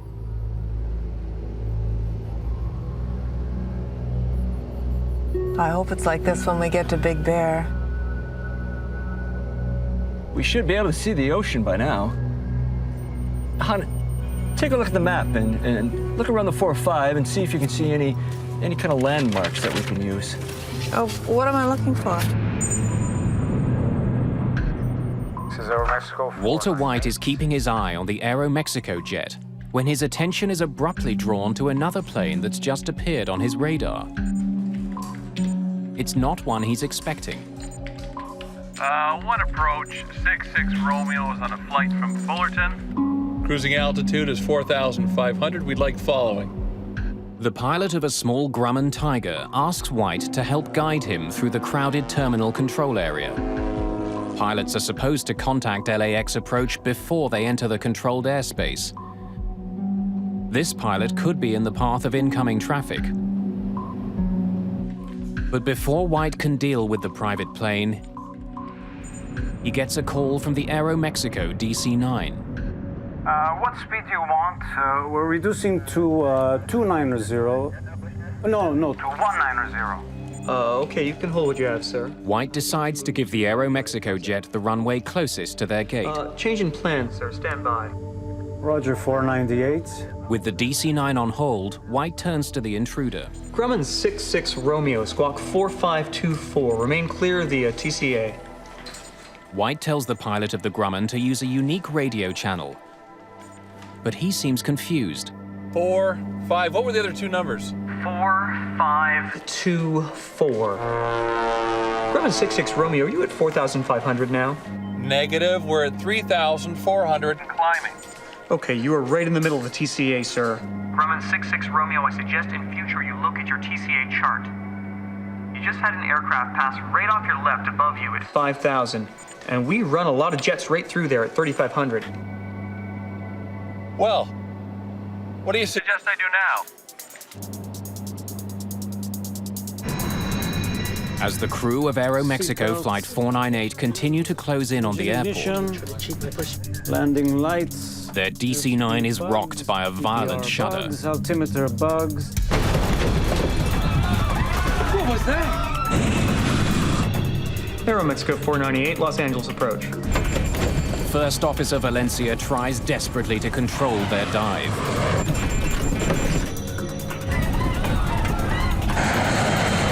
Aeromexico 498. Los Angeles approach. This can't be.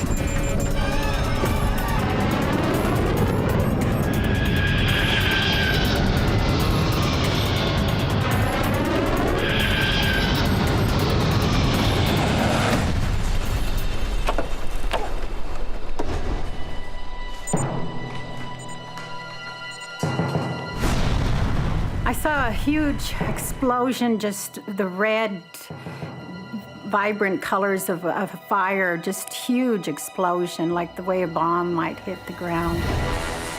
White is getting no response from the Aeromexico jet. Aeromexico 498, Los Angeles approach. And now he can't find it on his radar screen. I'm sitting there talking with the two departure controllers and not really thinking. I hear Walter say something like, I think I lost one. Aeromexico 498, Los Angeles approach. That immediately got everybody's attention. So he looked at the radars and could hear him calling Aeromexico 498. Called him several times on the radio. Where was Aeromexico? At this point, we weren't absolutely sure what had happened. White calls to an incoming jet for help. American 333 Heavy. I want you to take a look around at 11 o'clock. I just lost contact with a DC-9. Let me know if you see anything down there, please. 11 o'clock, 5 miles. What altitude? He was last assigned 6. He's no longer on my radar scope, American 333 Heavy. Okay, I see a very large smoke screen off on the left side of the aircraft, about 11 o'clock.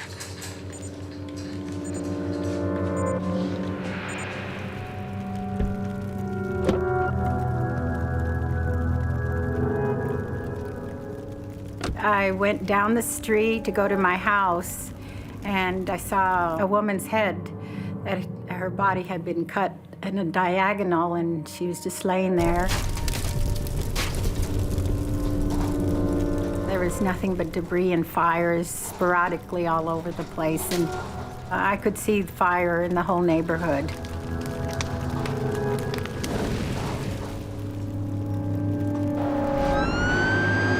Nearby, an engine from a local fire station had been on a training exercise led by Fire Captain Larry Hambleton. All of a sudden, one of the firemen tapped me on the shoulder and said, "There's a big column of smoke, off to our left." So I picked up the mic and made a guess at the address. Responding to a large fire north of 91 north of Carmenita.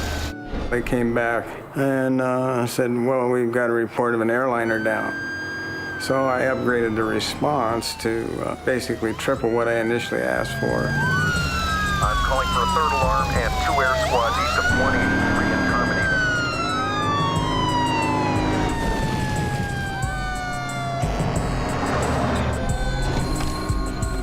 As we approached, I realized that in addition to the aircraft parts in the street, there were people, body parts,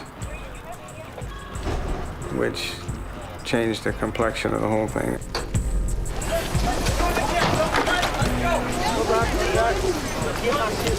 Larry, get in here. Set up a perimeter.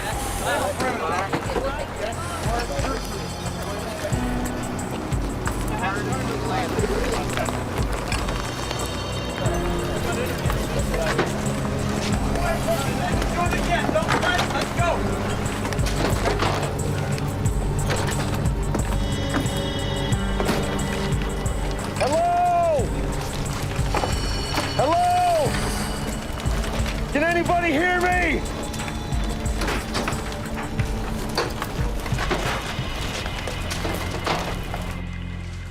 At Los Angeles approach, Walter White, deeply shaken by the crash, is relieved of duty.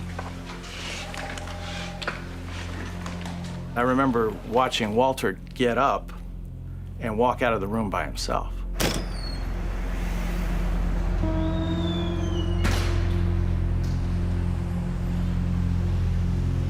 And, something inside of me was just, saying, this is not right, this is not right. Somebody's got to go with him. Tony, he can't go out alone. I could have been sitting there just as easy as him. And I don't know if I'd have done anything different than he did.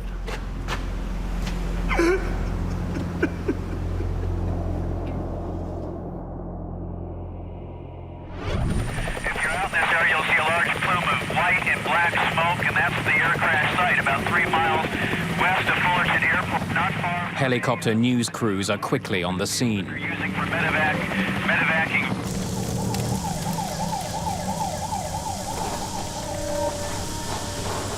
There was a lot of fire in front of me, and my house is just totally on fire. Frank! Angelica! Javier! Angelica! And I saw my neighbor. Where are they? I said to her, "Rose, where's my family? What happened?" And she goes, "Oh, honey, your family's in here. They're over here. We're looking for you." And within myself, all I could do was thank God that they were safe and sound.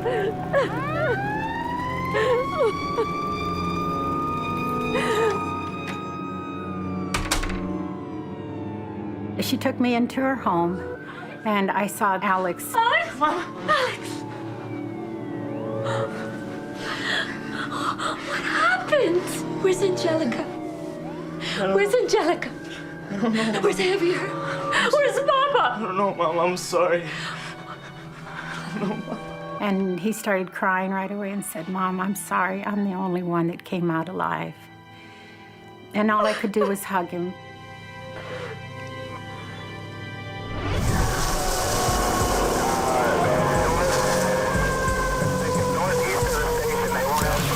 Pieces of fuselage have torn through nearby homes, setting them on fire. The tail section of the jet has been catapulted more than a block from the crash site.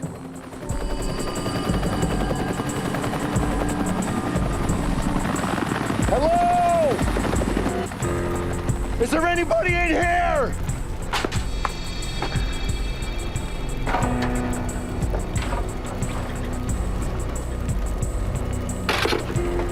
As I surveyed the houses and the crash site around me, it was a very surreal experience to stand right there for probably 4 or 5 minutes before anybody else showed up and not see another living soul.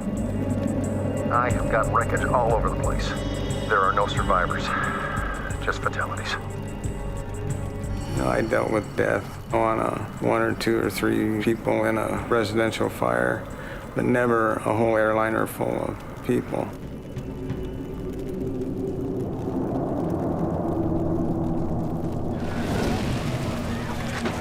Let's go to work, guys.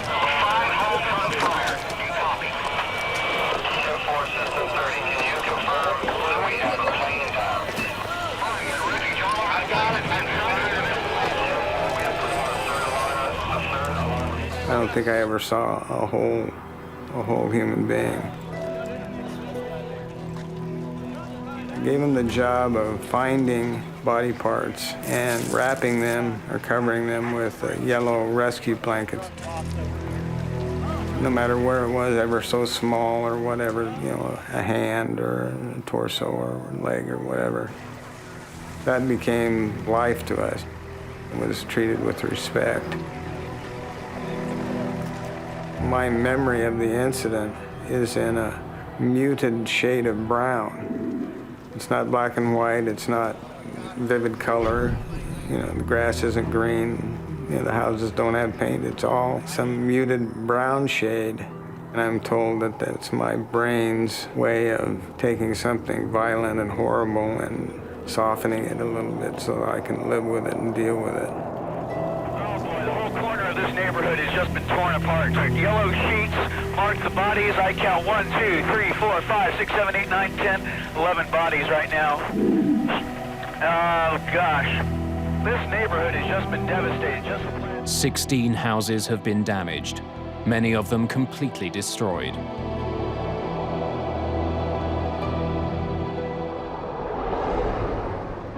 At Los Angeles International Airport, Mary Wong is waiting for her husband and 2 young sons. I went to the airport to pick them up around noon and waited in that area outside of customs and waited and probably, you know, you're thinking customs might take a little while, but about maybe 12:20 or 12:30, I started seeing a man walk around with a pack on his back with a green cross. We were taken up to a lounge upstairs, and on the elevator up, I looked at the man and I said, "They're dead." I said, "I just know they're gone." In Cerritos, emergency workers are shocked by another grisly discovery. In the playground of a local school, they find the wreckage of a Piper Cherokee Archer. Remarkably intact, the plane's canopy is sliced off. Its 3 occupants are found still belted into their seats. William Kramer and his family are dead.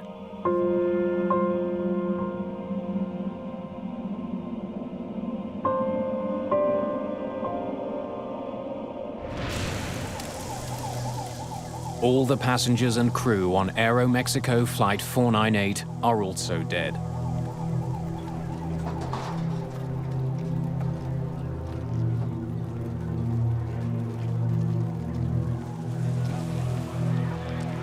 In addition, 15 people on the ground have been killed. It's a horrifying situation. 2 planes have crashed into a California neighborhood. Something's gone terribly wrong in the skies above one of the busiest airports in the world. Now investigators have to find out exactly what happened. On the last day of August in 1986, a lazy Labor Day weekend is shattered by an enormous explosion.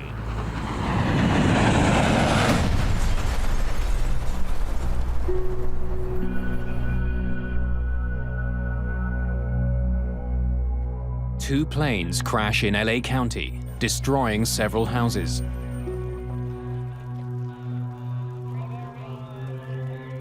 It's a grisly scene. Bodies are scattered throughout a devastated neighborhood. 82 people are dead. 15 people on the ground have been killed. Another 67 have died in the tangled wreckage of the 2 planes involved.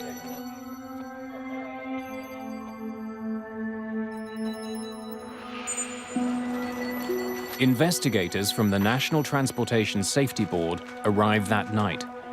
They include experts in human performance, flight systems, and air traffic control.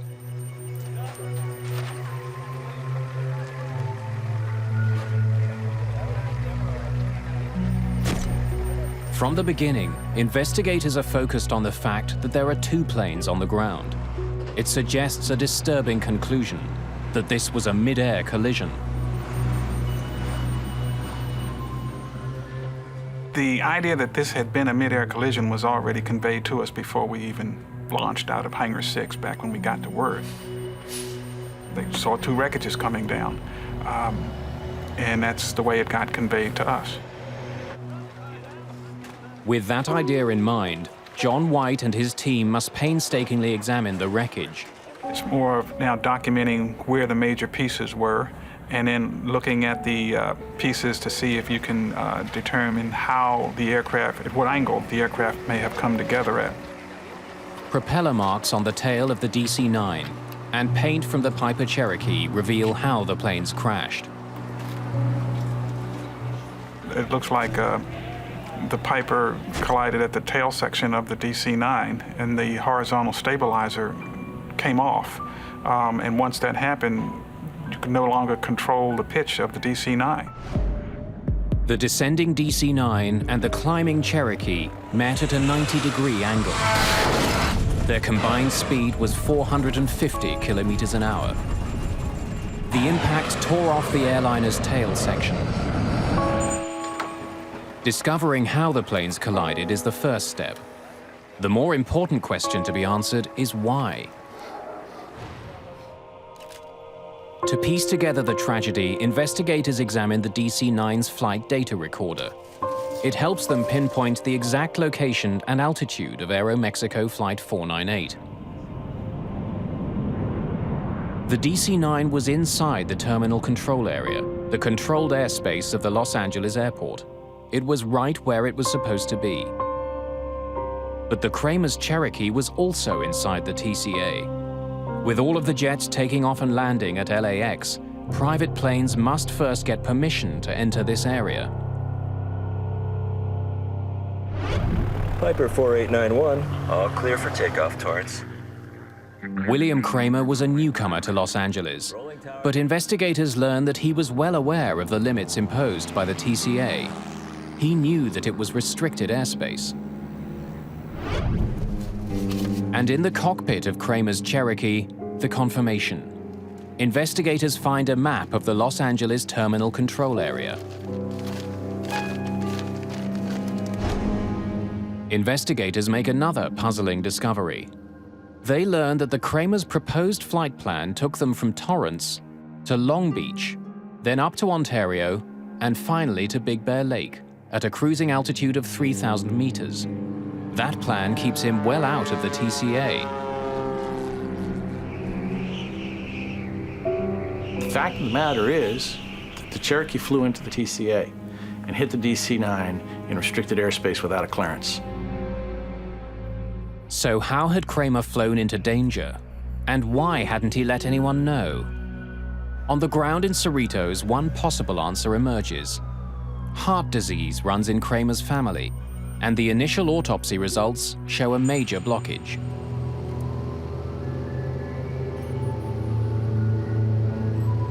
Are you all right, Bill? Yeah, I'm fine. Kramer may have suffered a heart attack on the flight, leaving the plane without a pilot.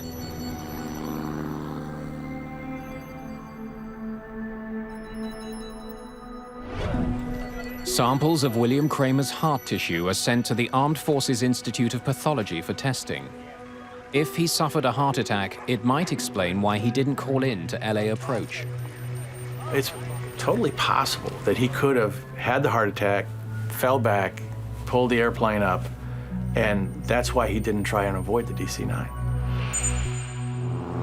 But no matter why Kramer was flying in restricted airspace, Air Traffic Controller Walter White should have been able to see him. Kramer's plane should have appeared on White's radar. Before being questioned by investigators, White reviews the radio calls from that morning. He needs to be sure of what he said and what he saw. Richard Wentworth was one of the investigators who talked to White. At any time, did you see the Piper Cherokee on your scope? No. No, sir. The Piper's target was not displayed. It is my belief that it was not on my radar scope. He was positive that the aircraft was not there for him to see. NTSB investigators aren't satisfied with White's memory. While the radar data is being analyzed, news arrives from the Armed Forces Institute of Pathology about William Kramer's heart. Are you all right, Bill? Results from a detailed study of his body show that while he had advanced heart disease, William Kramer was not fighting a heart attack before the collision. Investigators must find another explanation for why the Kramer's flight went into the Los Angeles terminal control area. While he had submitted a flight plan, small planes like Kramer's Cherokee don't have sophisticated instruments. Like most private pilots, Kramer was navigating by landmarks like freeways. That meant keeping an eye both on the landscape below and the airspace around him. That's definitely the 405. Where is it again? Right there. John Andrews is an aviation expert who testified about the circumstances of the Cerritos disaster. The pilot of the Piper was navigating by visual landmarks, possibly attempting to follow parallel to a freeway, and that he had become confused about which freeway he should have been following. New to California, perhaps bewildered by the tangle of freeways below him, Kramer may have flown into the terminal control area without knowing it. There are no lines on the ground that says the TCA starts here and at this altitude. You have to look at a chart, you have to interpret that. Investigators are now confident they can explain why Kramer was inside the controlled airspace of the TCA. But when he finally gets a look at the air traffic control radar record, Richard Wentworth is convinced that Walter White should have been able to see the Piper.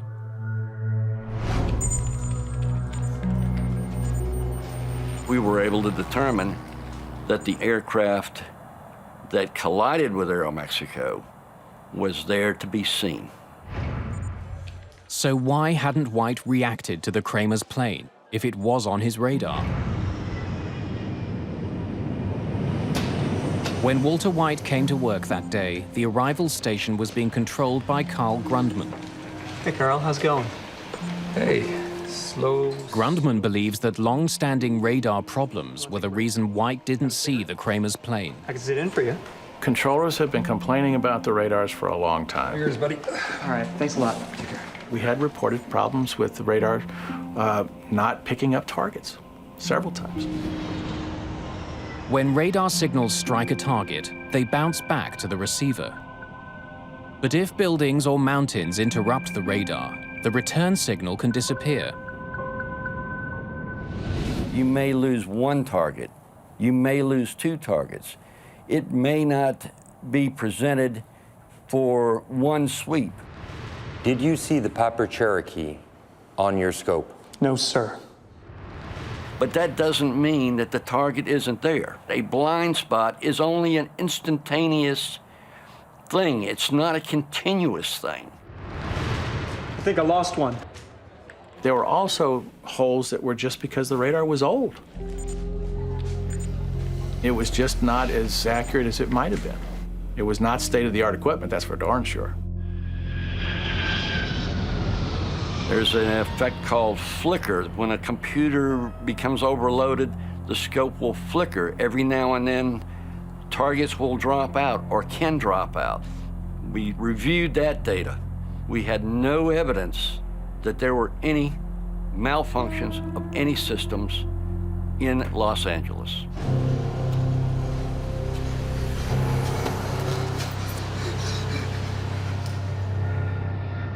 There is another possible explanation.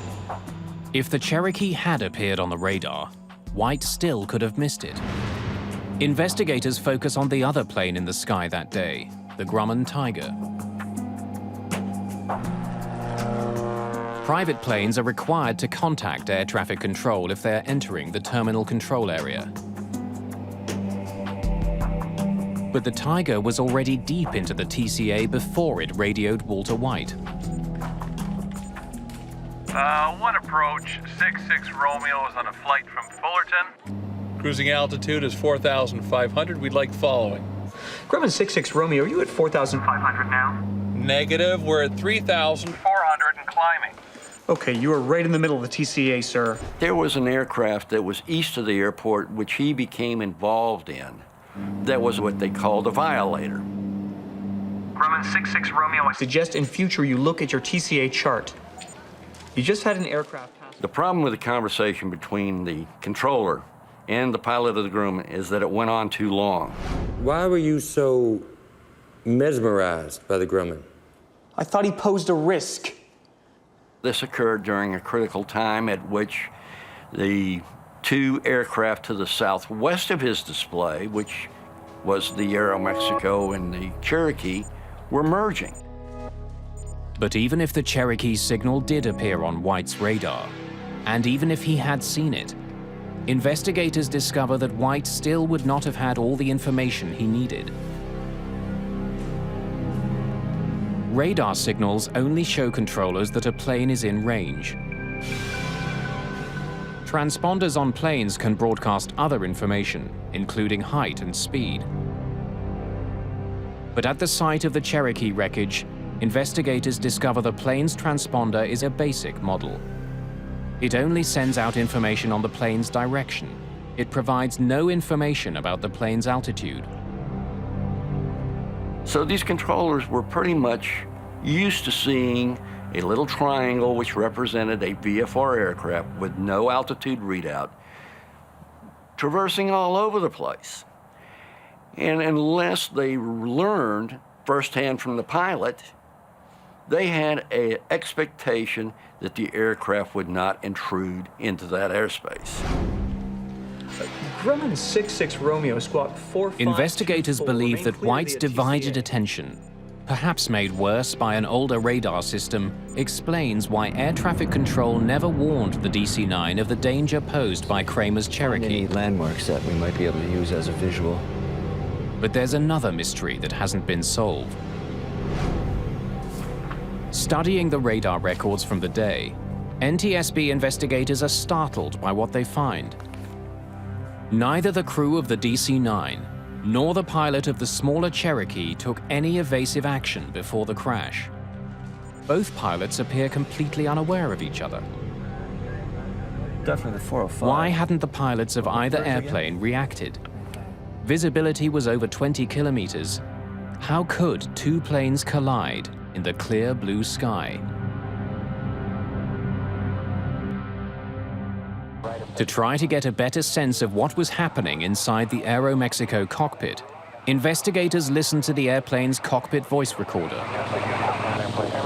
Los Angeles approach, this is Aeroméxico Flight. The flight crew had put Walter White on their overhead speakers. The microphone for the cockpit voice recorder was right beside the speakers.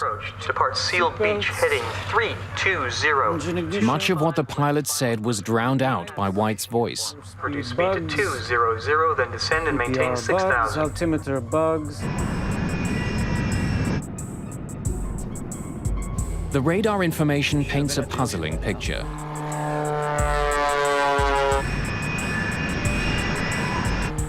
It indicates that for more than a minute, the Kramer's Cherokee was there to be seen by the Aeroméxico crew. And if the Kramers had looked out of their right side window, they would also have seen the Aeroméxico jet. But neither plane altered its course. Neither plane took any action to avoid the deadly collision.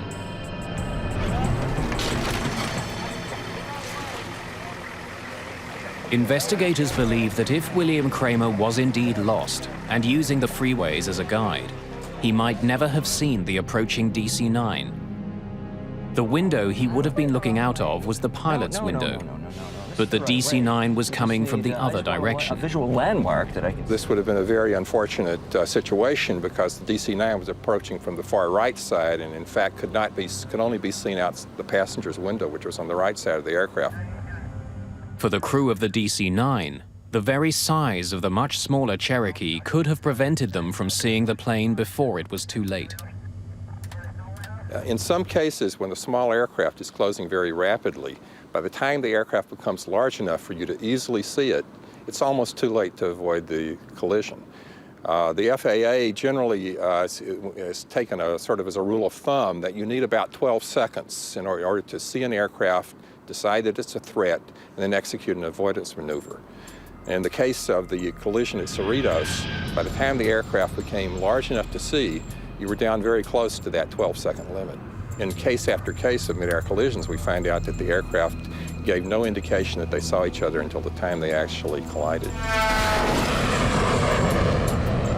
The design of the cockpit windshield may also have contributed to the disaster. Hey, Maria. Everything okay? It's possible that during part of the approach, at least for one of the pilots, the aircraft was actually behind the center post, and unless the pilot moved his head back and forth to clear that airspace, unless he had a reason to do that, it's possible the aircraft was obscured during part of the time in which he might have had a chance of seeing the other aircraft. Ignition.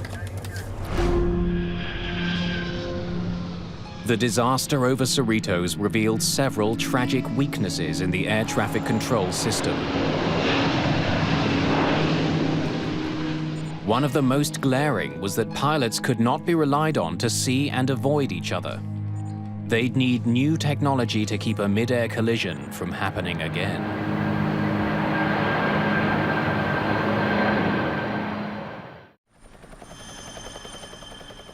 A small California neighborhood is rocked by a terrifying plane crash.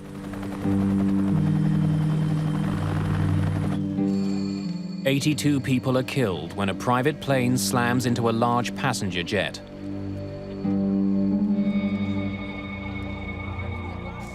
The devastation is enormous. More than a dozen houses are damaged, several leveled completely. The NTSB report makes it clear that there are glaring problems across the air traffic system. And these concerns must be addressed before, inevitably, there is another mid-air disaster.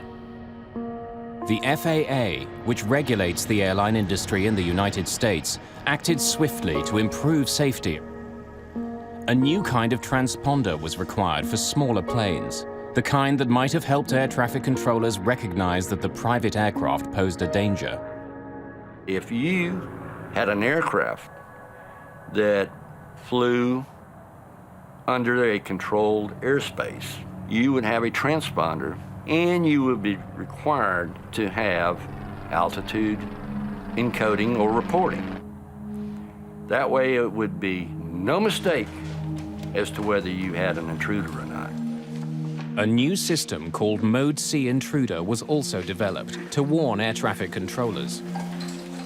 Mode C Intruder is an automated program that is now incorporated in all our major radar facilities, that if an aircraft should inadvertently intrude, the controller will now be given a visual and an aural alert, thus giving him time to provide a timely warning to the pilot. check. Seatbelts, engine ignition. Even for the most diligent pilot, the old strategy of see and avoid had serious limitations. Those limitations would be addressed with the most important innovation of all. The major technological innovation that came out of the Cerritos midair was the congressional mandate that all air carrier aircraft operating within the United States would be outfitted with TCAS, Traffic Collision and Avoidance System. John Andrews worked on the team that developed TCAS. The TCAS collision avoidance system, which was under development, quite possibly could have prevented this accident. TCAS gives the pilot a traffic advisory at 45 seconds before the potential collision. Hey, Maria. Everything okay back there? And then at approximately 25 seconds or so before the potential collision, a resolution advisory is given to actually tell the pilots to climb or descend to avoid the altitude of the other aircraft. See.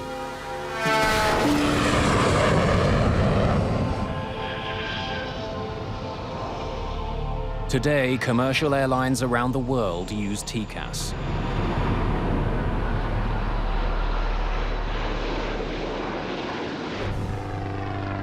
The pilot of the Grumman Tiger, the so-called third pilot whose actions may have played a part in the crash, was eventually charged for flying into controlled airspace in a careless and reckless manner.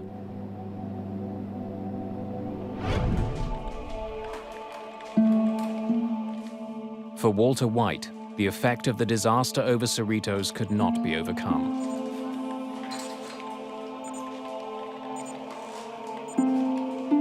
Walter came back to the TRACON, and I think it was probably a month or so later. And I can't give you exactly how long he stayed there, but it wasn't very long. And he just got up and said, no, no thank you.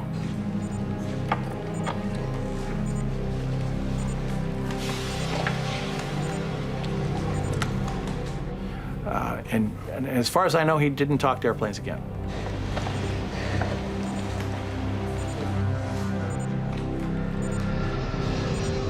Within a year of the incident, the old radars at LAX were replaced.